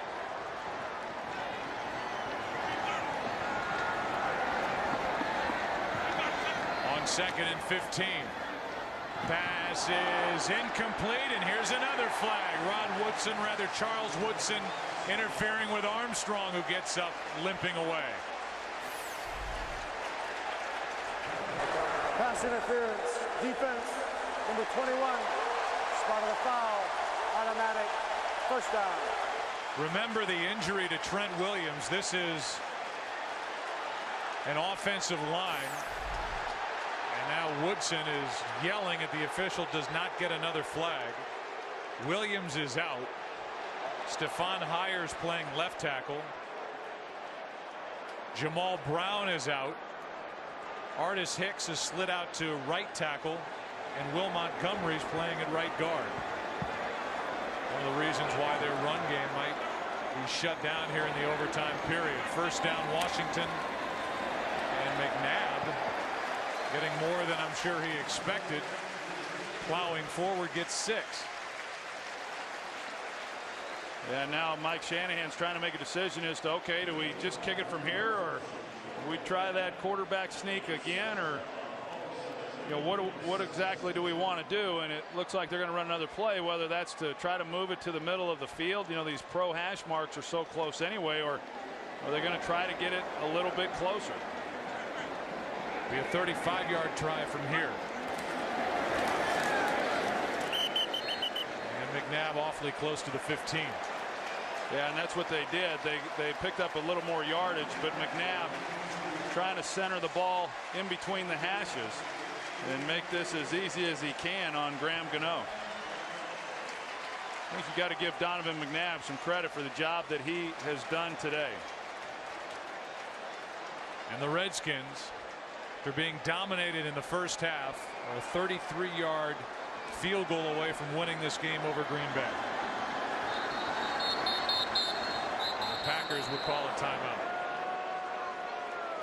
Here's the day for Graham Gano in the kicking game. He pushed one wide right from 51 yards, then to tie it. A little stutter step, a false start, hit from 45. Had a short one of 26 yards early. He's 2 out of 3. He's about to try and win it for the Redskins with a 33-yard attempt. Washington hung around. And now it's up to number 4 to win it.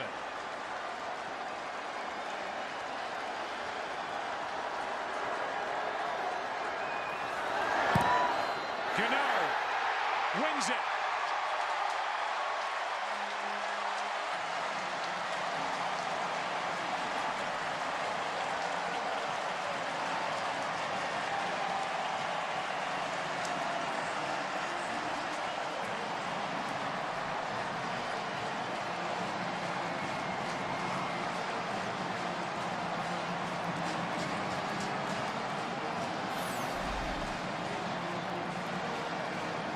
Hunter Smith, first week back with the Redskins with the hold, and splitting the uprights is Graham Gano. Brian Arakpo, part of a Washington Redskins defense that came alive in the second half, celebrates, as does Mike Shanahan. The Redskins are 3-2 in overtime. They beat Green Bay. Back after this, 16-13. Washington Redskins didn't lead all day until that last 33-yard field goal from Graham Gano. And it's time for the Domino's stat tracker of the day for McNabb. At the end of the day, 357 yards, a touchdown, a pick. Brandon Jackson, career high 115 yards rushing for Green Bay. And Santana Moss, 7 catches, 118 yards. And both these teams will leave Landover with a record of 3-2. We will step aside when we all come back. The AT&T postgame show. The Redskins hung around. They get the win in overtime. A salute from Arakpo. So long from all of us in Maryland.